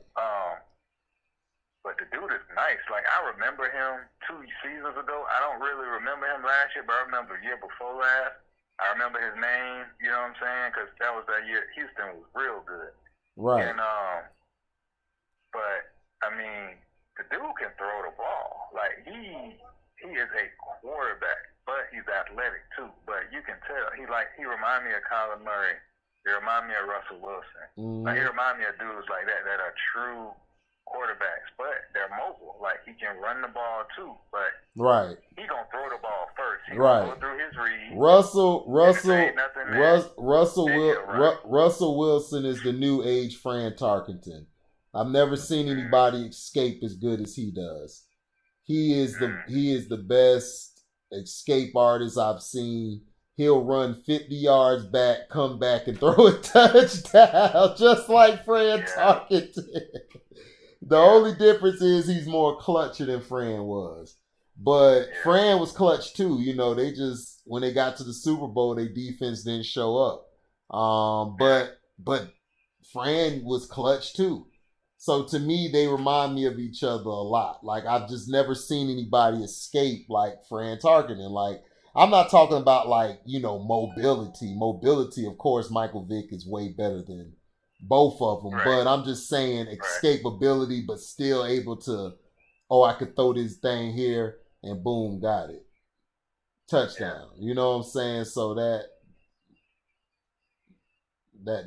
how I see it. Russ is nice. He definitely, he's like a better version of McNabb. You know what I'm saying? Like that's like he is the upgrade.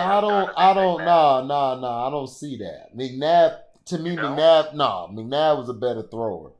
He was a better thrower than Russ? Yes, McNabb is a better thrower.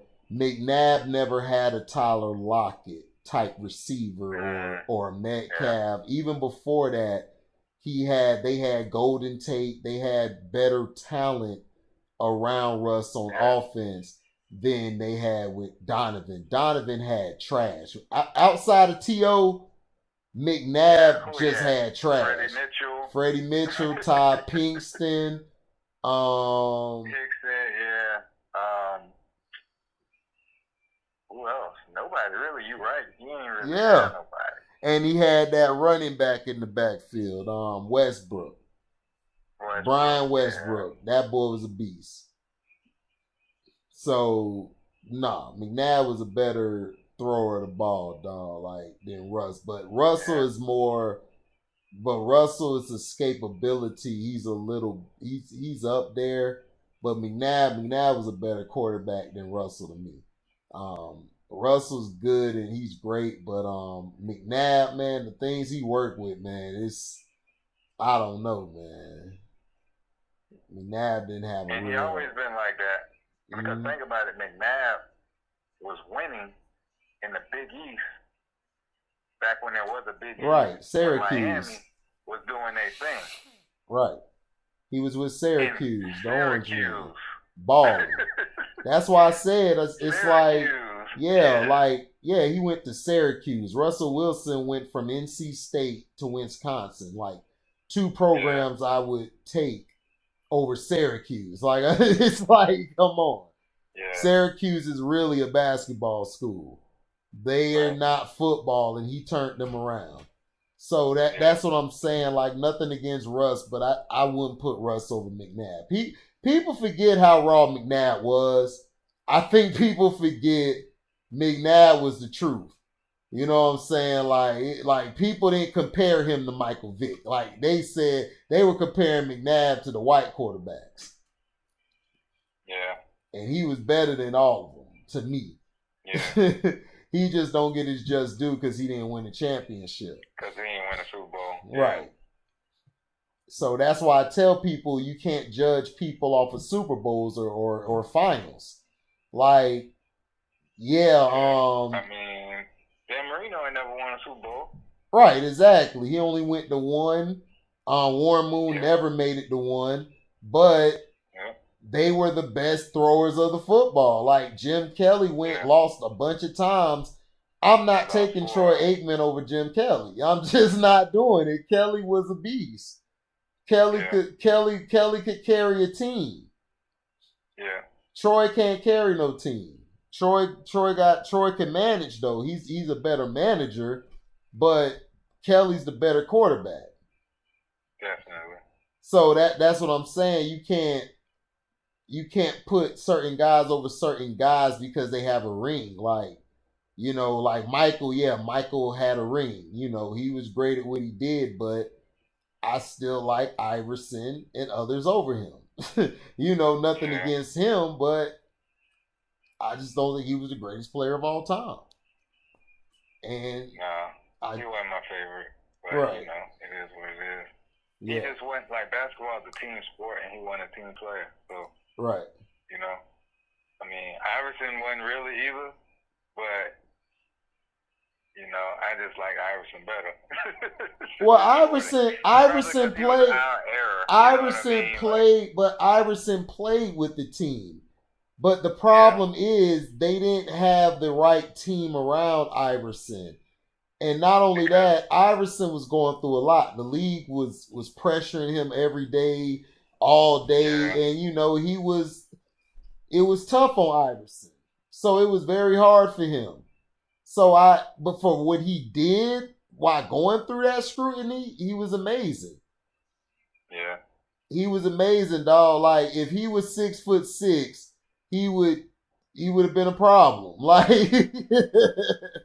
he would have been a problem. He would have had a crossover and he could dunk on you.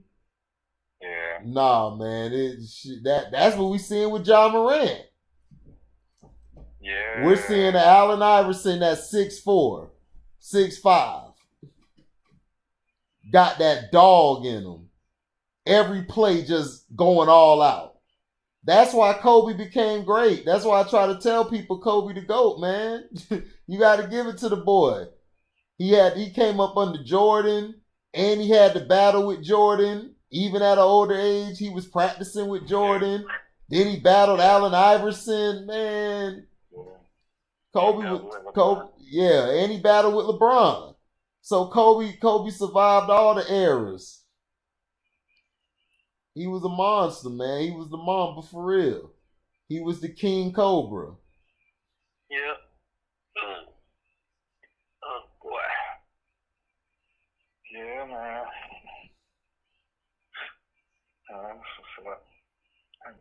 I'm trying to watch this show. Lay my hands down. Shoot, I feel you, man. I'ma holler at you.